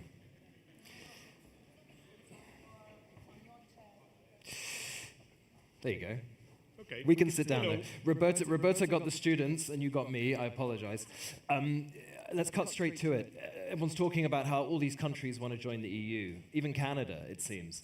Why do we not have a proposal yet for how we change enlargement? There's lots of papers flying around. The Germans have ideas, the French have ideas. Some of them ended up in our newspaper. Why is there not a formal proposal yet? Well, hello. First of all, my congratulations to the EUI for this 50th anniversary, and to thanks Patrizia, Nanz, the teachers, the researchers, the students, for what you are doing here in the Firenze. Look, it's true.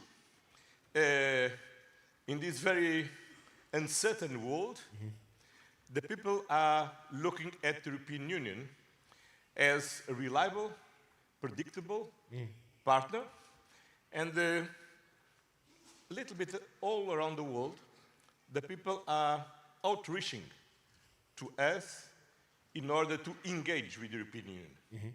Some, the closest geographically, want to enter in the European Union. Others want to have strengthen the partnerships, and others want to engage with us on security or defense or in trade. And we are living in the multipolar world where for us is very important and the main priority to uphold international law, strengthen the multilateral system, and weaving a network of multipolar partnerships is what we are doing.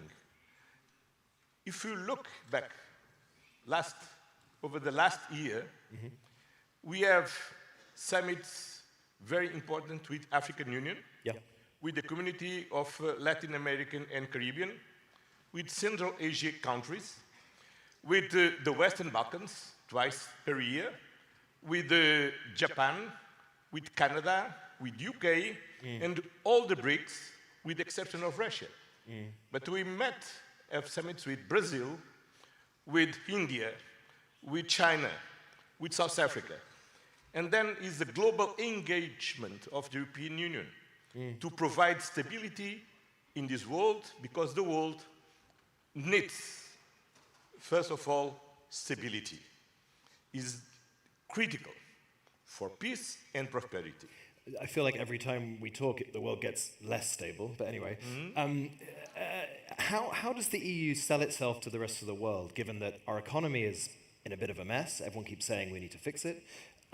We rely on America, who are completely untrustworthy for our defense still, and to many people in the global south, the European Union looks morally bankrupt and hypocritical given our stances on the war in the Middle East and other conflicts. How do you sell us as that partner when there are lots and lots of holes in the kind of story we're selling?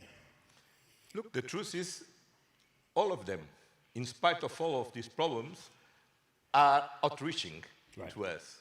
And why? First of all, because we are reliable and we are predictable. And this is worse in this world. Second, we are very aware of our problems. Last year, we decided to take Draghi report and put the Draghi report in action. 2 weeks ago, the European Parliament, the Council, and the European Commission signed the roadmap to deliver on competitiveness, to put in motion the agenda, One Europe, One Market agenda, until the end of 2027, with a concrete timeline for concrete actions.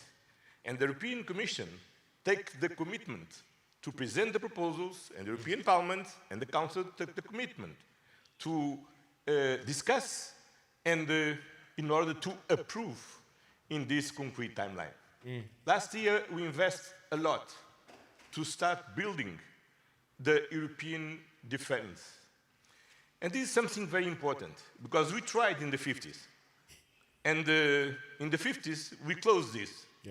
And we believe that we could rely only in NATO. Some years ago, when President Macron came with the idea and talking about the strategic autonomy, a lot of people listened to him as intending to divide the transatlantic alliance. Today, it's very clear for everybody that the only way to preserve the transatlantic alliance is to strengthen the European defense, to build a real European defense. It's not anymore a threat to the transatlantic alliance, but a condition to preserve what we can preserve in this transatlantic alliance.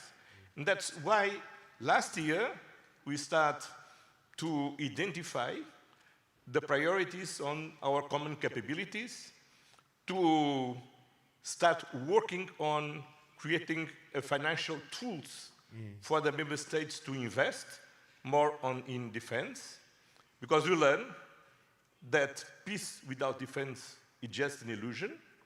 And now the High Representative Kaja Kallas is working on to build on the Article 42.7 of the Treaty of Lisbon. That means the mutual assistance. And this is very important, because it's not an alternative to NATO, but it's complementary to NATO. And for instance, recently, when Hezbollah targeted Cyprus, and Cyprus is not an ally of NATO, Greece, France, Italy, Spain, and Netherlands mobilized to go to Cyprus, to defend Cyprus from these attacks. And this is very important. It was the first time that in practice we used the 42.7 article of the Treaty of Lisbon.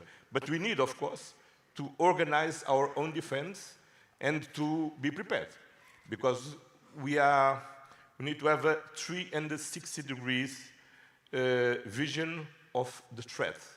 And you know the threats are not coming only from Russia, but we are facing other threats. There are some threats coming from across the Atlantic as well. You're very good at your job, and you didn't mention Donald Trump once there in that entire answer. But he is pulling troops out of Germany, he is stopping critical weapons getting to European allies, and he's threatening us with tariffs. One member of the European Council, one of your leaders, Donald Tusk, said last month that he doesn't think America might be loyal to NATO anymore. Do you agree? As you know, I'm a specialist to give the most boring answer to your questions about our... I keep trying, though. Our largest ally. And again, I can repeat again my boring answer. First of all, why don't... Look, you know, everybody understands the importance to give boring answers to these kind of questions. Because we should try to preserve what we have, because after times comes, and we are working very hard to keep calm and carry on, and stabilize on trade, to stabilize in NATO, to keep everybody engaged in supporting Ukraine to resist to the Russian invasion, and this is our way. In fact, we was born in the 50s. We are not very good in social media, and then we prefer to answer to your questions, to the questions of the citizens, and don't answer to each tweet in the social media. Very good. Thank you. I understand it was boring enough, my answer. Thank you. Another world leader that some of the members of the European Council are talking to is Vladimir Putin. Do you agree with that idea? And if so, who should it be, when, and what should they say? First, now we should avoid to disturb the process led by President Trump. Do you believe that process is continuing? I think so. You doubt? I very much doubt it, but... Okay, you are less boring than me. Then, but we should avoid to disturb this. But in the last European Council, President Zelensky invite us to be prepared to contribute positively for a negotiation. And in any case, we have always two dimensions. One is the bilateral negotiation between Ukraine and Russia to address their bilateral issues. Other dimension that in any case we need to negotiate with Russia is the future of the peace architecture, the security architecture in Europe. We cannot change the geography. We are in Europe, we are neighbors of Russia, and of course we need to talk with them about the future of the security architecture of Europe. Then I'm talking with the leaders and to see the best way to organize ourselves and to identify what we need effectively to discuss with Russia when it comes the right moment to do this. So this is a process leading up to a potential. This isn't a plan yet. Yes, it's a potential. It's a potential. Okay. Everybody knows that one day we need to negotiate with Russia the future of the security architecture. When this moment comes, we need to see, and of course we need also to understand when Russia wants to negotiate the security architecture. Because for the time being, nobody has seen any sign from Russia that they want effectively to engage in serious negotiations. Yeah. And we have to obtain a ceasefire as soon as possible. We need to achieve a just and lasting peace in Ukraine, and you need to fix the future of the security architecture of Europe. I'm going to repeat my first question, which you very successfully dodged. When will we see a proper proposal on reforming enlargement? And when do you think the next member state will join the EU? The enlargement, in fact, we have different process of enlargement. And is a merit-based process. That means that the rhythm is different with each country. Sure. Last week, we approved the creation of the working group to start drafting the accession treaty of Montenegro. Looking at the assessment from the European Commission, it's possible to conclude the negotiations with Montenegro by the end of this year. That means that in 2028, it's not impossible to have Montenegro as a member state. Yeah.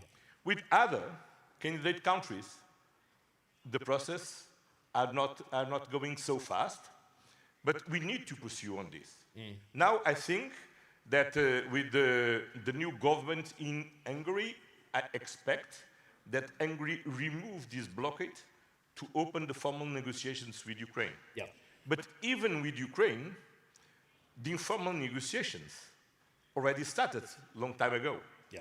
And the European Commission is working very hard with the government of Ukraine, and it's very impressive. Our country in war could deliver on such reforms that are essential for the future accession. Yeah. Then, I don't like to fix artificial targets. I say that the enlargement is the most important geopolitical investment that we can do for our own security, to spread peace, prosperity, rule of law, democracy in our neighborhood. And we need to achieve this as soon as possible. Yeah. But it depends country by country, and I'm very against this idea to couple processes. Yeah. My own country have experienced this, and we wait at least 3 years to the union solve some problems with our couple. Then I think it's not a good idea. That's not nice. Finally, I'm gonna lower the tone and talk about the MFF. How concerned are you that leaders aren't taking this seriously enough, that we're not going to have an agreement by the end of this year? I mean, you heard Roberta talking about ambition. It seems like the ambition dies as soon as it enters the ECOFIN. Do you think so? No. Look, the European Parliament have already approved the interim report. Sure. And we agreed in the calendar. We need to approve the next MFF by the end of this year. And we have already started. We have a first discussion in October about the architecture. It's very demanding, very challenging, because it's very innovative, the proposal from the European Commission. We had an interesting discussion about new own resources and how to solve the financial equation. Next June, the Cypriot presidents will come with the first nego box with figures. It's a very hard job, because everybody knows that it's a sacrificial lamb. Yes, it's a sacrificial lamb.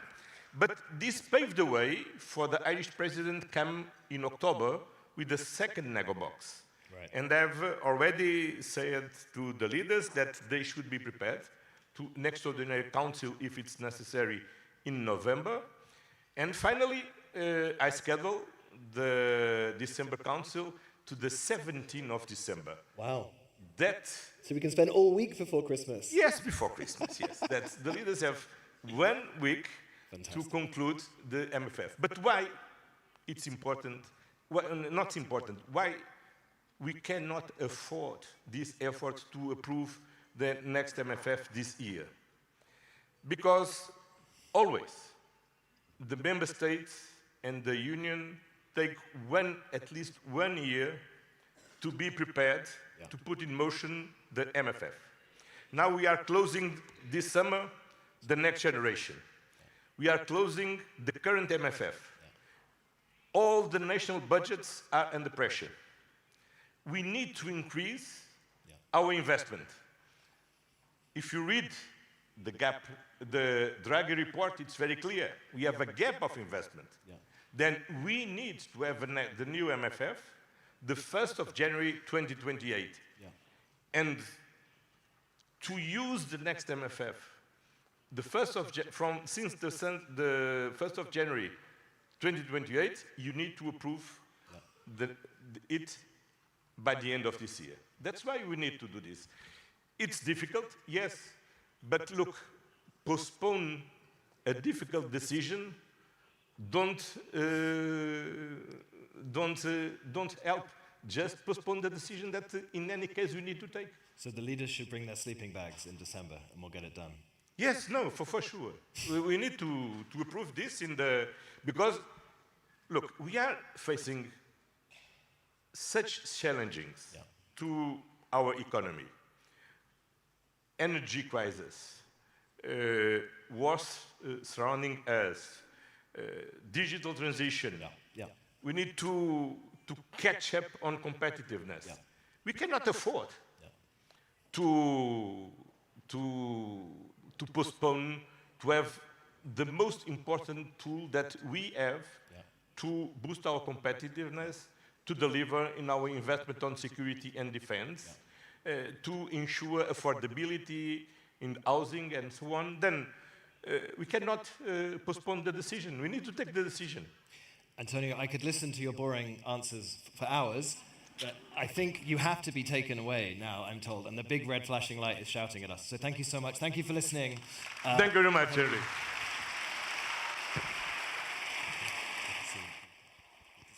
Are you going this way or that way? This way, this way, this way, this way.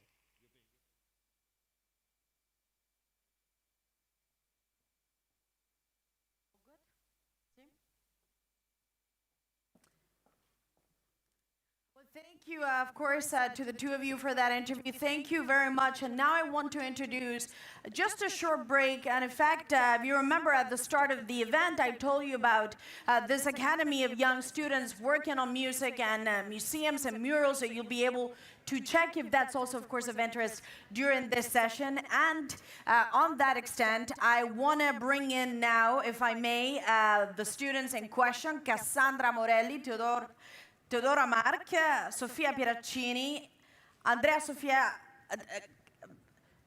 Aguileri, and Lorenzo Panizza. I will go bring them out myself. You know what? Let's do that. Come on, guys. Let's go to their work. They are students, 50-year students of the Porta Romana Art High School. They will present 4 different pieces. Please, a round of applause. They are inspired. Thank you so much. They are inspired by the Historical Archive of the European Union. They are also coordinated by the European Civic Education Program, and the musical interludes will be performed by Lorenzo Panizza, who's a 4th-year student at the Liceo Classico Dante. Thank you very much.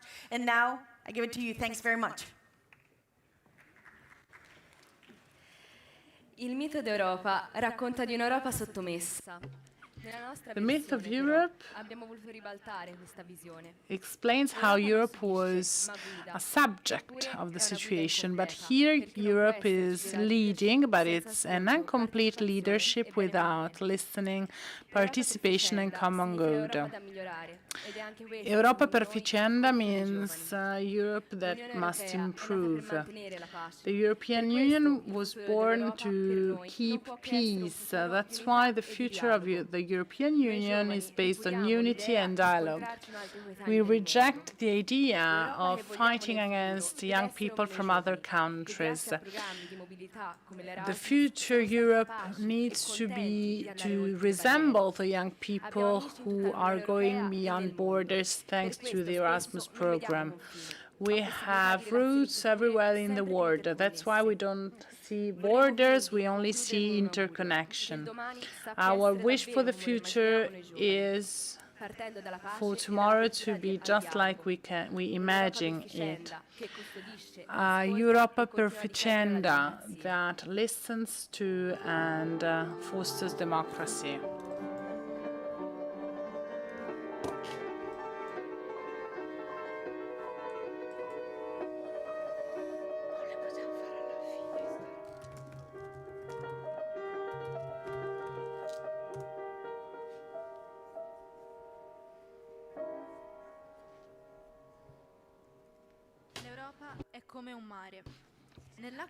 Europe is like the sea.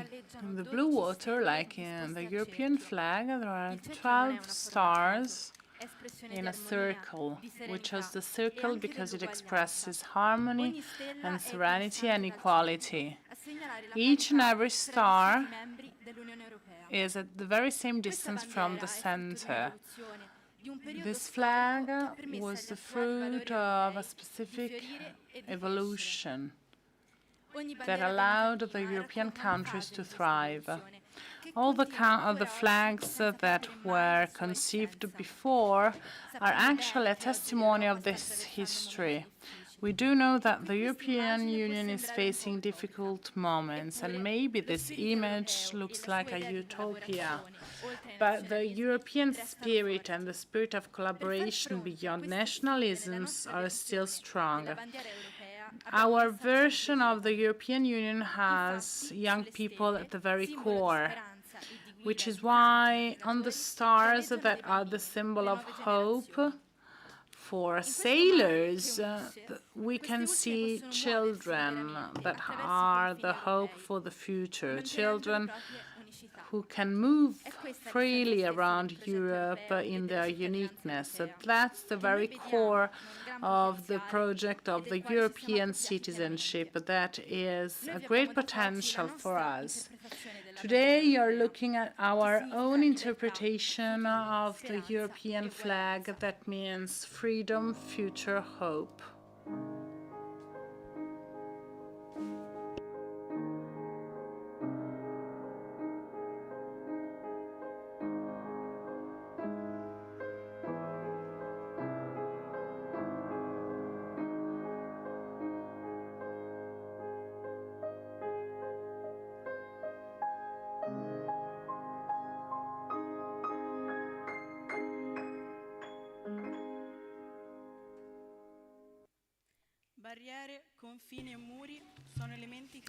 Borders, walls, those are the limits of the geopolitical vision. We thought about the Berlin Wall as the symbol of borders which fade, and the European borders are at the very core of the challenges of tomorrow.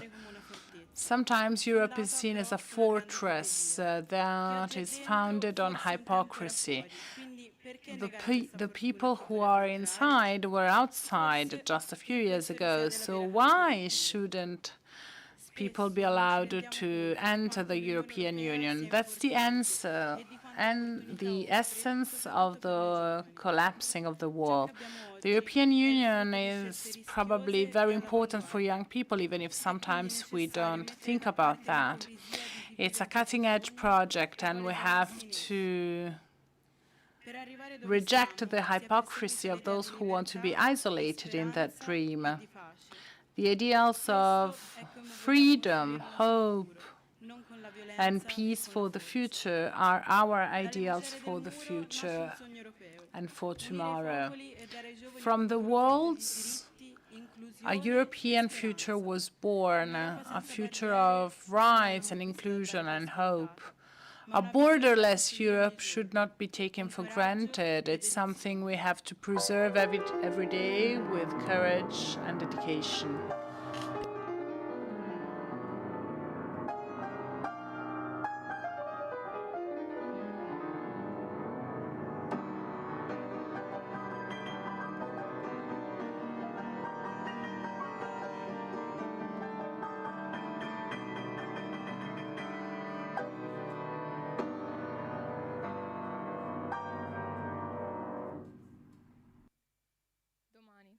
ancora ieri. È un modo per dire che il 2076 è solo tra 50 This is our way of saying that 2076 is only in 50 years, or maybe it was only 50 years ago. So many events have happened and so many have to happen.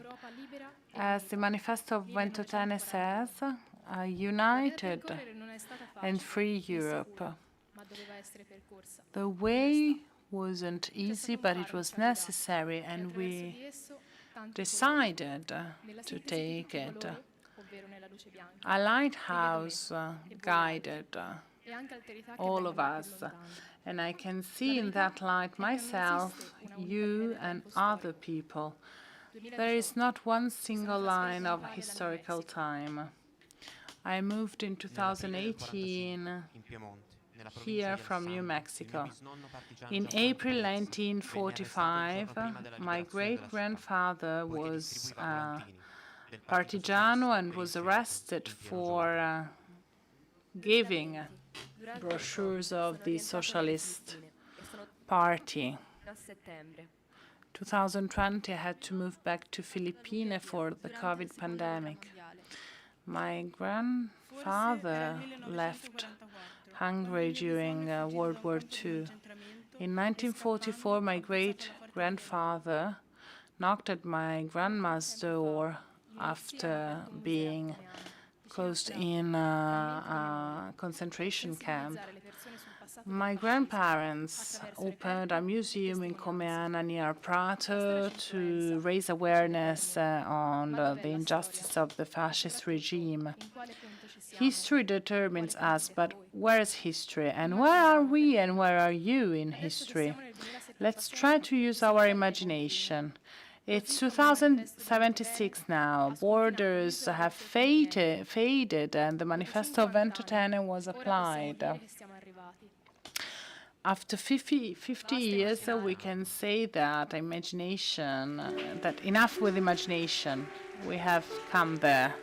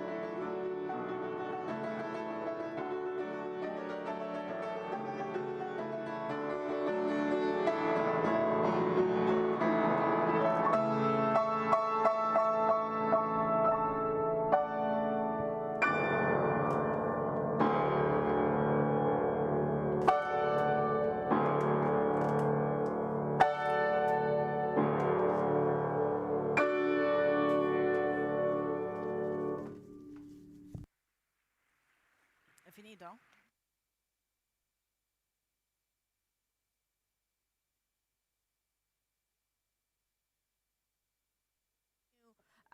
The president of Romania, Nico Surdan, a friend of this university, he was supposed to join us here in Florence. Unfortunately, there was a last-minute small issue and he could not be here with us, but he did send a message that will be presented by his advisor, Sorin Kostreye. Please join us on stage for this message.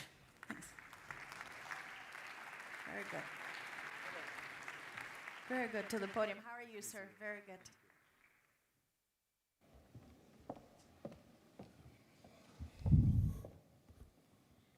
Buongiorno a tutti.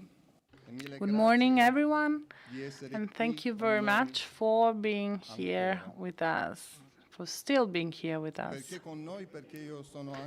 Why am I saying with us? Because I am a member of the High Council of the Institute. In fact, I'm not going to tell you any word. I'm going to read the message so please allow me to deliver you the message of the President of Romania.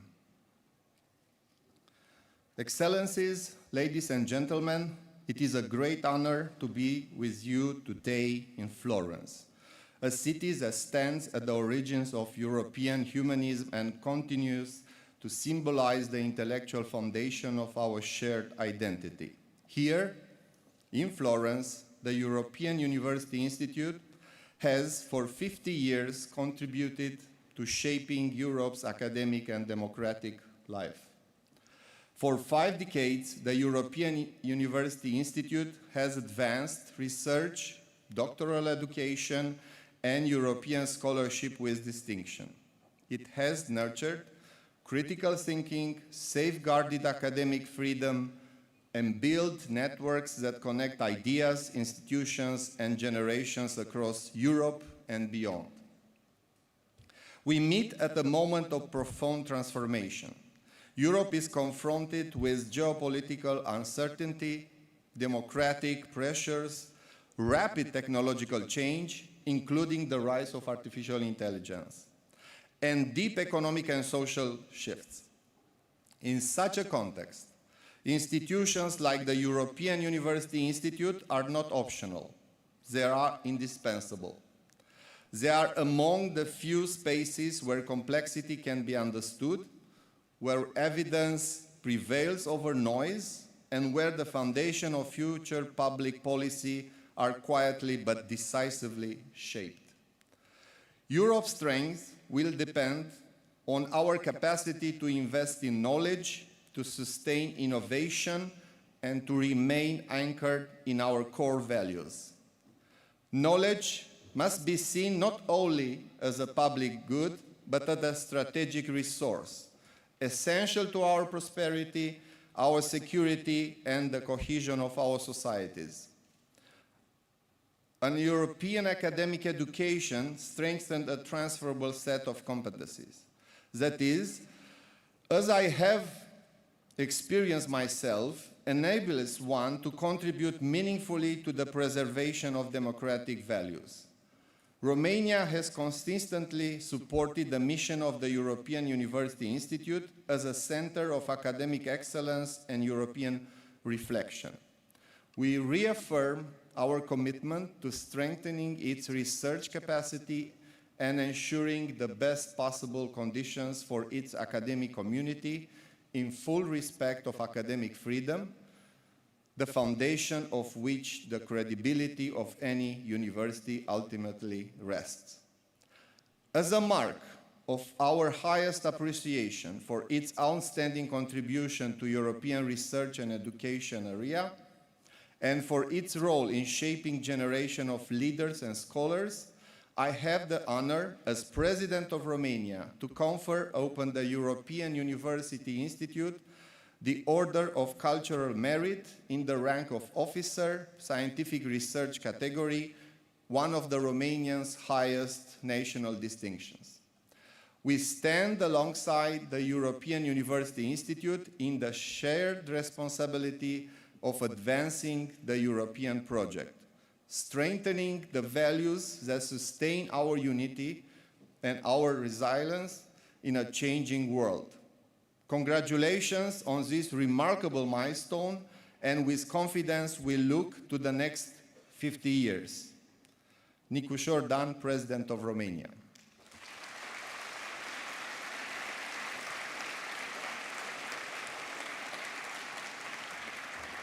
And now, thank you very much. And now, in order to conclude this moment, I invite on the stage Professor Mihai Dimian, our Minister of Education and Research, Her Excellency Gabriela Dancău, our Ambassador, and Professor Remus Pricopie, who is the President of High Council of the European University Institute, and of course, Professor and President Patrizia Nanz, who will receive this distinction.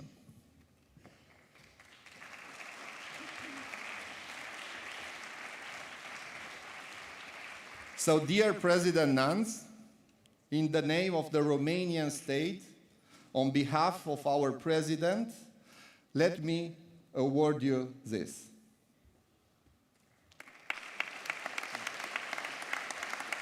And also this. And this is the document certifying the. Thank you so much. It's a great honor on behalf of the whole EUI community. And I would like also to thank Romania for an extraordinary presidency of the High Council this year, and to Remus Precopio. Thanks very much. We are very honored. Thank you.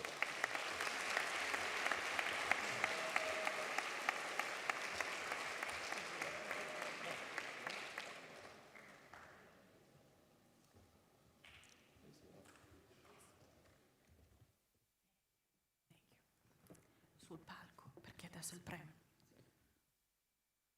Well, thank you for that and for that moment. And this is now the time also for the European University Institute to give out its own award, the Reimagining Europe Award to 2026. It's always awarded, as you know, to an individual, a personality that has contributed to public life and dedicated a life, a mission almost, to public service. It is, of course, handed by the president of the institution, President Nanz. And this year, I'm happy to say, the winner of the award, Reimagining Europe 2026, is the Professore Sabino Cassese, of course, former Minister of Italy.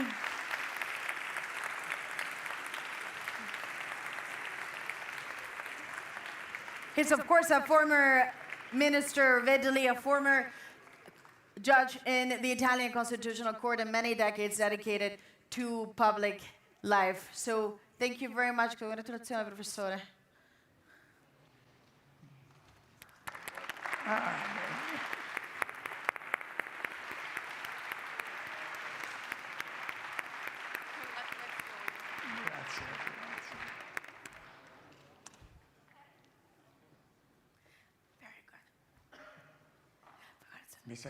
With our 50th anniversary, we are inaugurating something very special, the Reimagining Europe Lifetime Award.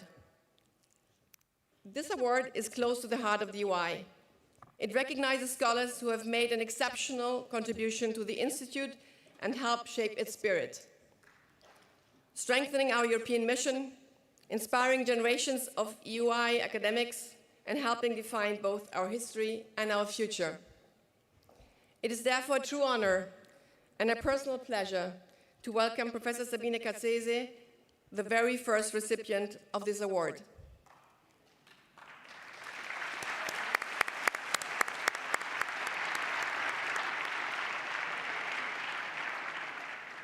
Professor Cassese, widely recognized as one of Italy's most influential public intellectuals, but for us at the EUI, he is also much more than that. He embodies what it truly means to imagine Europe. Throughout his career, he has sought to understand how democracy works, not only in theory, but also in practice.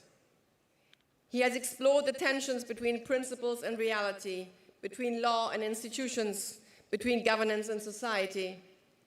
His work has helped to better grasp how administrative power, expertise, and the multi-level governance shape the way our democracies function, especially in times of profound change and crisis, and perhaps never more so than today. But beyond his intellectual contribution, it is also his saggezza, his wisdom, that has left a lasting mark on the Institute. Over 9 years on the High Council of the EUI, he earned the deepest respect of all. His fellow members, colleagues, professors, researchers, and everyone who has had the chance to encounter him. This respect stems not only from his exceptional knowledge, but also from his intellectual generosity. Professor Cassese has always offered thoughtful and measured advice, guided by a constant concern for the best interests of the EUI. Over nearly a decade, he helped guide the EUI through important phases of transformation, consistently defending academic excellence, institutional independence, and the Institute's European vocation. His service has strengthened the EUI not only as a place of scholarship, but also as a space for critical reflection on Europe's future, On a more personal note, and I believe I can say that the entire EUI community, past and present, owe Professor Cassese a profound debt of gratitude. This is why we are honored to present him with this award today. Dear Sabino, I leave you the floor.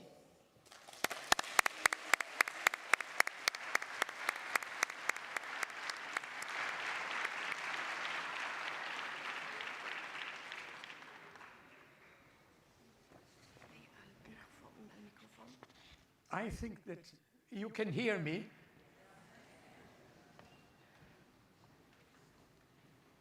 Delle lodi non si è mai sazi.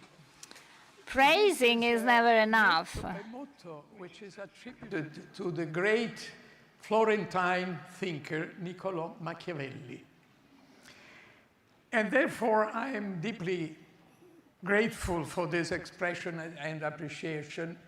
And to express my gratitude, I want to offer you a few reflections on a topical argument, which is the comparison between the United States and the European Union. On April 2, 1831, from the French port of Le Havre, two French nobles, aged 26 and 28, went on official mission to the United States.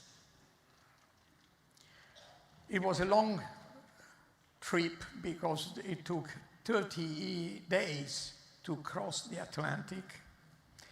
They arrived in America. They stayed there 9 months, exploring the New World. At that time, America was barely 30 years old, while France was 800 years old. And had a population, America had a population of 15 million, while France had twice as many. The younger of the two, who was a relative of a famous author, Chateaubriand, published 4 years later a book entitled La démocratie en Amérique, which achieved immediate and remarkable success, not only in France. In the same year, it was translated into English, German, Spanish, Hungarian, Greek, and Danish, and was read in Italy by Cavour, Gioberti, and Massari. To this day, 2 centuries after, it is regarded as the fundamental text of modern democracy. Now, since the publication of that work for 2 centuries, Europe has compared itself to America, taking it as a model to emulate or to criticize, both in its attempts of unification and as the place where democracy grew up. Now, I propose to continue very shortly, I will be short, this comparative exercise between the two places, the Union, the European Union, and the United States, but with a different method, drawing a technique on a technique coined by a great scholar of literature, Franco Moretti, a method called distant reading, which adopts a longue durée perspective and combines historical, comparative, and quantitative approach in order to avoid viewing Europe through American eyes or America through European eyes. I shall make 12 very quick points. First, the United States constitutes a geographical division of the world, occupying a large portion of a continent from the Atlantic to the Pacific. The idea of uniting the British colonies of North America emerged around 1760. The Union itself took shape roughly 2 decades later. However, it was only 2 centuries later, in 1959, that the Union of the 50 states, as we know it today, was completed with the admission of Alaska and Hawaii. Europe, by contrast, is not a natural geographical division with clear boundaries. You may say there is no Europe by nature. It became an historical unity through the major currents that traversed Europe: Christianity, the Gothic art, La République des Lettres, the Enlightenment. Unlike the United States, Europe developed very slowly over 1,500 years toward a still incomplete political unity. This was the first point. Let me move to the second point. At the time of unification, the American territory was home to 13 British colonies, none older than a century and a half. Europe, by contrast, consisted of several dozen state formations with histories spanning 3 to 5 centuries, in addition to the newcomers. Newcomers are Italy and Germany, of course. Point number 3. The United States reached 39 states after 1 century and took approximately 170 years to assemble its current 50 states. The European Union, which began with 6 member states, has, over just more than 70 years, grown to include 27 states. Point number 4. The European Union has a population of approximately 450 million compared to the 347 million in the United States. However, the EU covers 4 million square kilometers, whereas the United States extends over more than twice that area. Point number 5. At the time of American unification, the population was around 5 million. Today, as I said before, 347 million. The EU, by contrast, had approximately 180 million inhabitants initially, and now has 450 million inhabitants. Number 6, the United States began with political unification grounded on a common constitution. As you heard before, the European Union began on the process of institutional unification through economic integration, and only gradually and still incompletely moving toward political integration. Point number 7, which is very important.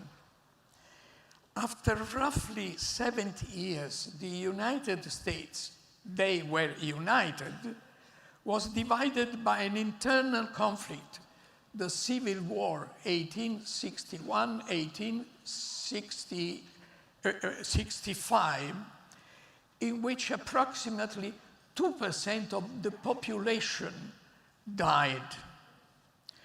And let me remind you that only after 1865 did the singular expression, the United States, become prevalent. So only for that time we can say the United States is.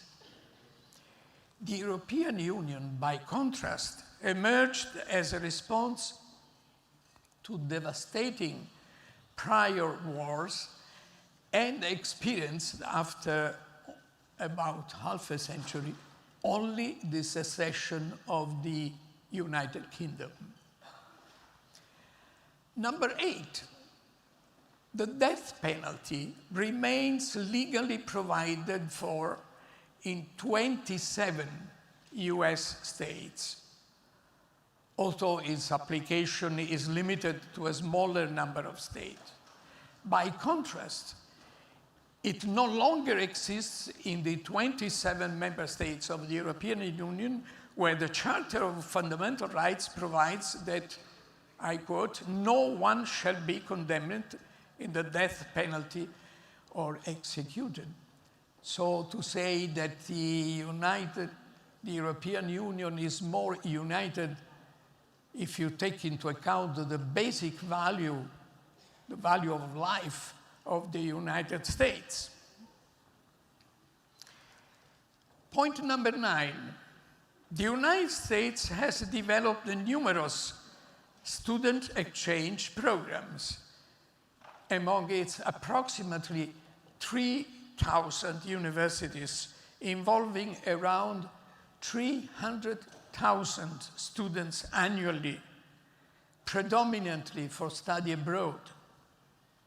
The European Union has for 50 years hosted the European University Institute, which has fostered a community of approximately 8,000 scholars and practitioners, representing, of course, a powerful integrative force within the Union. In addition, for about 40 years, it has operated a centralized program, the well-known Erasmus program, involving roughly 500,000 participants annually across an area that includes 27 countries and 24 languages, and totaling around 15 million participants since its inception. Point number 10, the United States maintain approximately 750 military bases in 80 different countries of the world. And its military expenditure accounts for 38% of the global defense spending.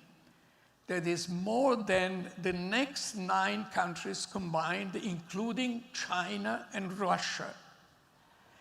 The member states of the European Union spend between 250 and 300 billion euros annually on defense, roughly 1/3 of US expenditure, military expenditure, but spending is fragmented across the 27 states.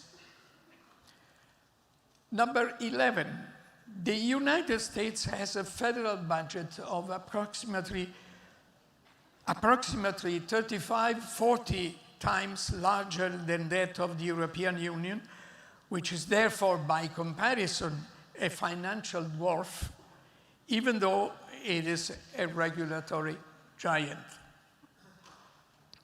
12, in terms of gross domestic product at purchasing power parity, the European Union reached approximately $28 trillion, while the United States stands at around $29 trillion. Now, as a conclusion of this short, quick comparison, you can see that the United States and Europe, continuously compared over the past 2 centuries, differs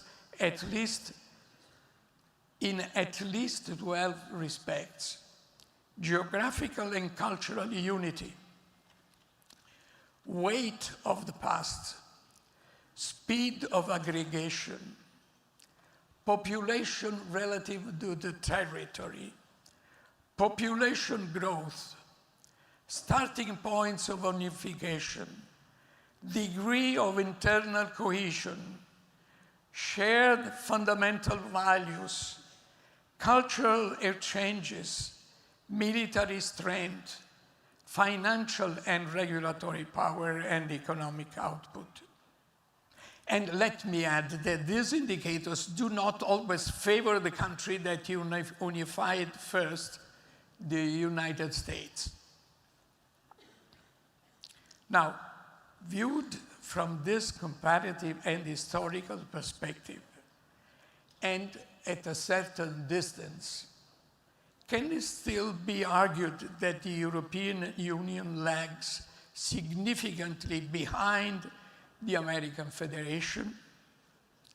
And can it still be maintained that the sum of differences among European countries outweighs their similarities?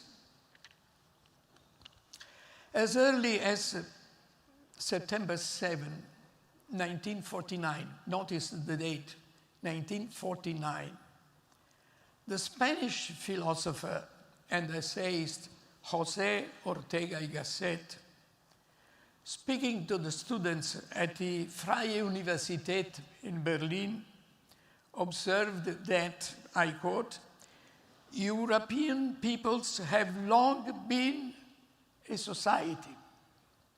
He argued, I quote again, that the European individual has always lived simultaneously in 2 historical spaces, in 2 societies, one less dense but broader, Europe, and the other denser but territorially more limited, the nation.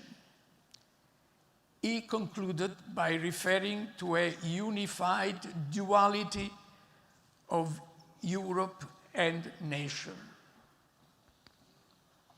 In conclusion, a comparison between the European Union and the United States that considers all the dimensions that I have considered, from past to present, from geography to history, from speed of integration to shared values, reveals the remarkable strength of the European Union's integrative capacity. I began these reflections by referring to the journey undertaken 2 centuries ago by Alexis de Tocqueville and Gustave de Beaumont. I would like to conclude these reflections by recalling another journey, this time an intellectual journey, undertaken 40 years ago, starting precisely in Florence, in Fiesole, at the European University Institute, by a group of scholars who retraced Tocqueville's path. I refer to the Florence Integration Project and the multi-volume work titled Integration Through Law, Europe and the American Federal Experience, promoted and directed by Mauro Cappelletti, Monica Seccombe, and Joseph Weiler, who was subsequently president of this institute. I remember that one of the leading American international law scholars described at that time this work as monumental and cosmopolitan. And this work examined the forces and potential for a European identity, an identity created through law, adopting a comparative and transatlantic approach, and analyzing various federal experiences from multiple perspectives. Now, this constitutes yet another of the great achievements of the institution whose first half-century we celebrate today. Lunga vita all'Istituto Europeo. Long life to the EUI.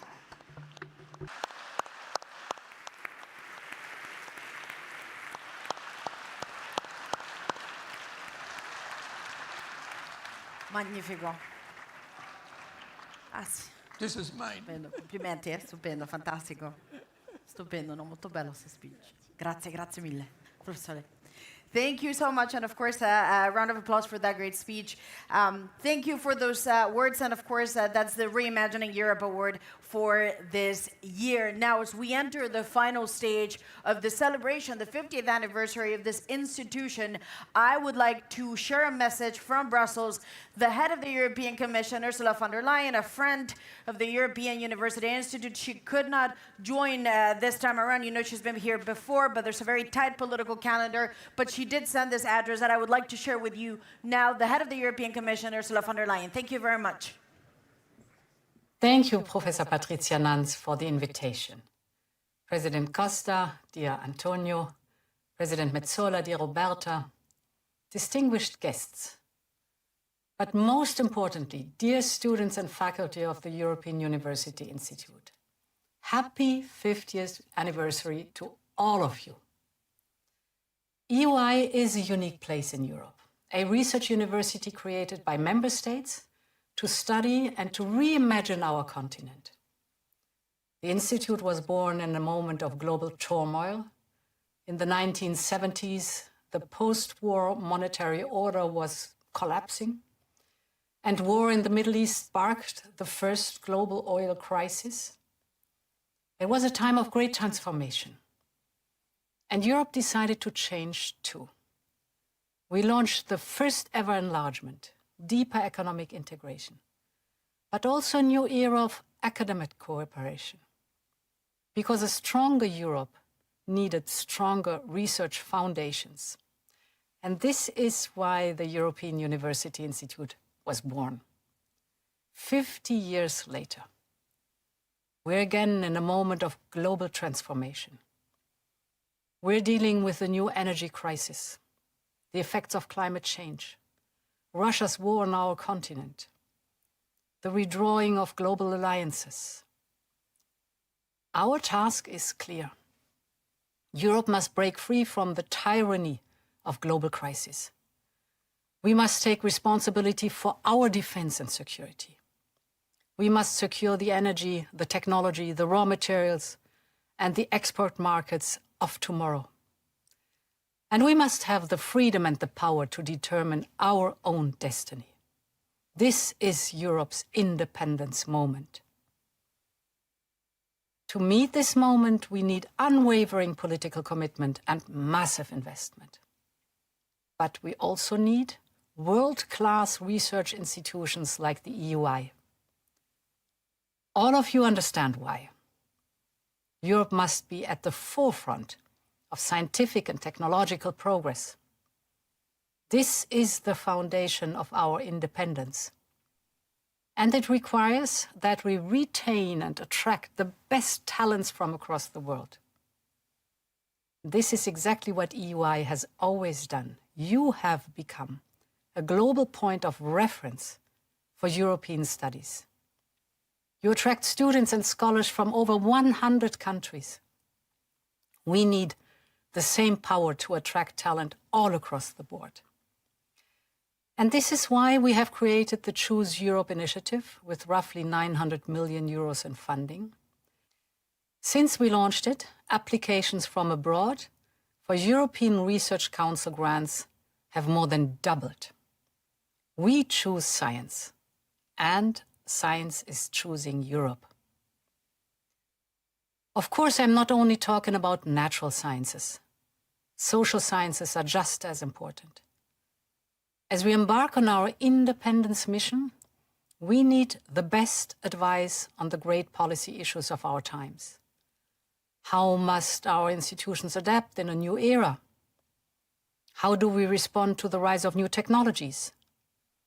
How do we defend democracy and the rule of law in a world where might makes right? This is where policy making meets academia. This is where knowledge meets our values, and where the EUI has always excelled. 50 years after your foundation, we need you more than ever. So, happy birthday to the whole EUI community. Long live the European University Institute, and long live Europe.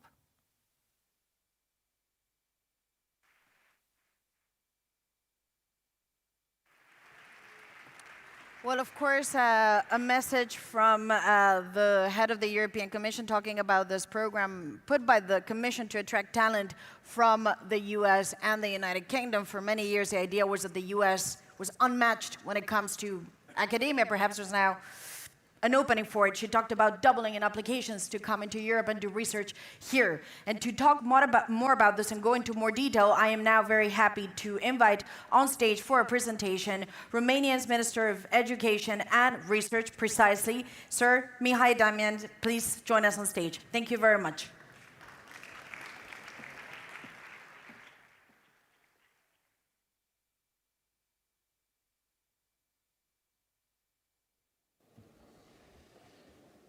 Distinguished Executive Vice President Manzatu, Honorable Minister, esteemed delegates of the contracting states and representative of the European institution and member of European University Institute. It is my honor to address you at the closing of this session in my capacity of the representative of the country holding the presidency of the High Council. I feel a little bit now as in Romania, since probably half of the people wants to leave for lunch. So I hope we have a little bit of patience. I will use this opportunity to express my appreciation to the previous speaker for their thoughtful contribution and for their continuous commitment to the European Union and its core values. Their remarks have reflected the principle that unite us, and they are so meaningfully embodied within the European University Institute. Your Excellencies, your dedication to fostering dialogue, advancing knowledge, and strengthening our shared European project is both inspiring and essential, particularly in the context of today's challenges. I am grateful for your insight and for example you all set in promoting the values that underpin our common endeavor. I also like to praise the European Commission and Vice President Manzatu and her team for their support for the Institute, enabling researchers to pursue high-impact academic work and policy-oriented research that aligns with European priorities. Overall, the partnership reflects a shared vision, leveraging education, research, and policy engagement to deepen European integration and respond effectively to global challenges. Romania joined European University Institute in 2009, 2 years after acceded to European Union. Since then, this partnership has enabled our young scholars to engage with and contribute to one of the most distinguished research environments in Europe. The results of their work are a testament to the strength of this collaboration. The research carried out within the Institute has proven highly relevant, not only to the academic community, but also to the public policies, deepening understanding and reinforcement the intellectual foundation of European cooperation. On this special occasion, marking 50 years of excellence, I would like to express my sincere gratitude to all those who have contributed to building this remarkable institution, the professors, rectors, and the presidents of the Institute. Their vision, dedication, and commitment have transformed the Institute into a true success story, a cornerstone of European academic life. I would also like to highlight the vital role of alumni community. The Institute graduates form a powerful, dynamic network of talent, contributing significantly to academia, public administration, and policy making across Europe and beyond. In this sense, the Institute is not only a place of learning, but also generating of leadership and expertise for the European future. As we look to the future in a context marked by rapid change and complex challenges, the role of institutions such as European University Institute becomes even more important. Romania remains firmly committed to supporting its mission and value and to fostering excellence in research, education, and European cooperation. Allow me to conclude this official address by once again congratulating the European University Institute on its 50th anniversary. And a personal note, since I heard all these wonderful speeches. And I also one question. Is this the world the young yourself imagine? And my answer is different from what I see here. I was born in Romania almost 50 years ago. I grew up in a communist country. I have no freedom. I have almost no private property. Yes, and I dream of this. And in 1989, I have the opportunities to become free and to travel to the world. And hearing to our laureate speech, comparing United States and European Union, let me say that I spent 15 years in communism, 15 years in the United States as a professor in the capital of the United States, and I decided to come back to Romania. So in the last 15 years, I almost 15 years in European Union. And dear students, doctoral students and young researchers, what we live now is a dream of my childhood. So appreciate this, fight for this, have your dream. Maybe the dream will change in your life, but let's not forget that we are here in Florence, where Renaissance means to believe again in the potential of humans. So let's be human again. Thank you very much.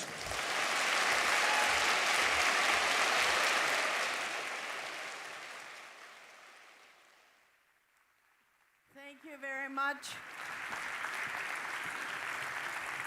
Thank you, Minister. Thank you, Minister.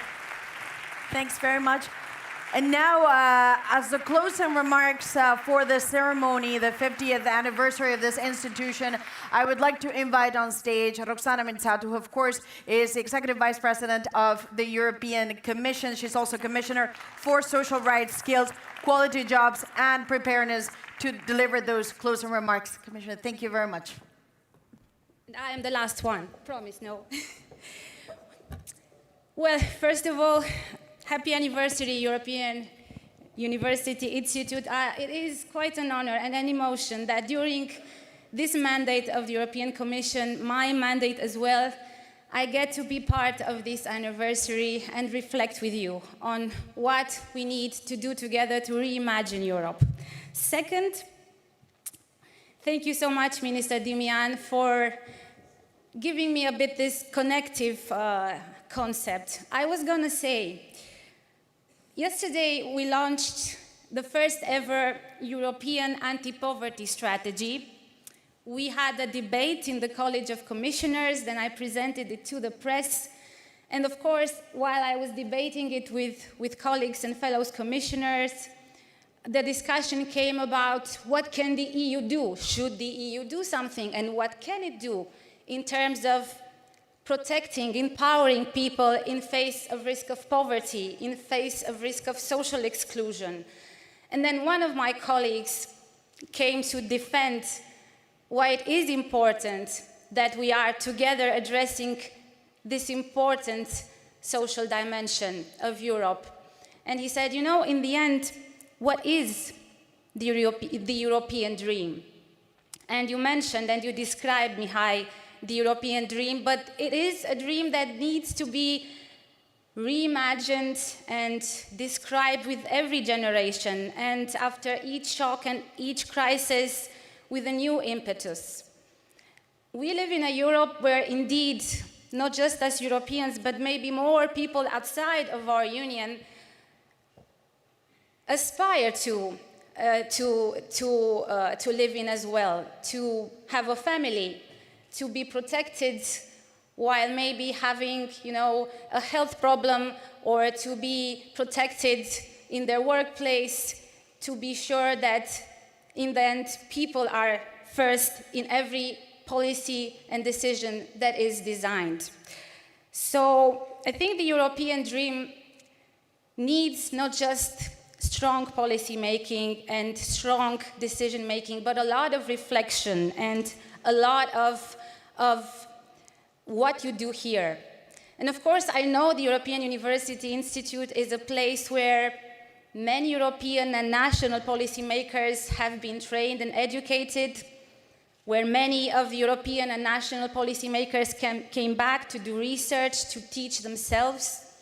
And it is the best place to ask the most difficult and the most critical of questions and to speak with the truth about the challenges that not just Europe, but the globe is facing, the entire planet. But looking at Europe and how interesting to speak about reimagining our project, I think that we live in a time where we see so much debate about how to be more competitive, more agile in our economies, how to strengthen our security profile, how to strengthen our technological sovereignty. And all these dimensions are absolutely crucial and existential. But we need also to follow these ambitions with the right drive, asking the right questions. And I invite you to continue to try to reflect on how we should ask these questions and how we should respond. For example, how can we adapt, reimagine, protect the European social model so that it drives more innovation? How can we make sure that our European social standards, whether it's in AI and digital, whether it's in climate, whether it's protecting values on which democracy is built, how can we make sure that these standards, that these social rights, in the end, represent an enabler of competitiveness, an asset to our economic growth and to our economic positioning? Because in the end, we always have to ask ourselves, why do we need to be more competitive? Why do we need to be more innovative? Why do we need to have more strength in technological profiles? Because this needs to benefit our people in Europe, all generations. So this is an important conversation that, of course, takes place in plenaries, takes place in committees, in the European Commission, but it takes place in a certain dynamic. And of course, always with the pressure of politics, of media, of elections and votes, of popularity, where we, I think, can find the most useful of responses that will guide and continue to guide us in reimagining Europe and making it stronger is in places like this. So for this, I will be very happy to say that in the European Commission, the European University Institute is one of those places that not only deserves our support, not only deserves the support that it gets through Erasmus, for example, but it is a place that we deeply need. And we need it now more than ever. As education, as skills, as quality jobs are central to the concerns of every young person, of every household, of every European, when you will ask them, that needs to be reflected also in our policies, be they macro or in the end, more detailed. So help us deliver this reimagining of Europe in a world with so many challenges in a way that it is understood, cherished, appreciated, dreamt of, and loved, like it was for us Romanians who were born behind the Iron Curtain in years before 1989. Thank you so much. It was a pleasure to get the hope, the optimism, the energy that I've heard and sensed today in this amazing reunion, and keep the spirit up in your continued work.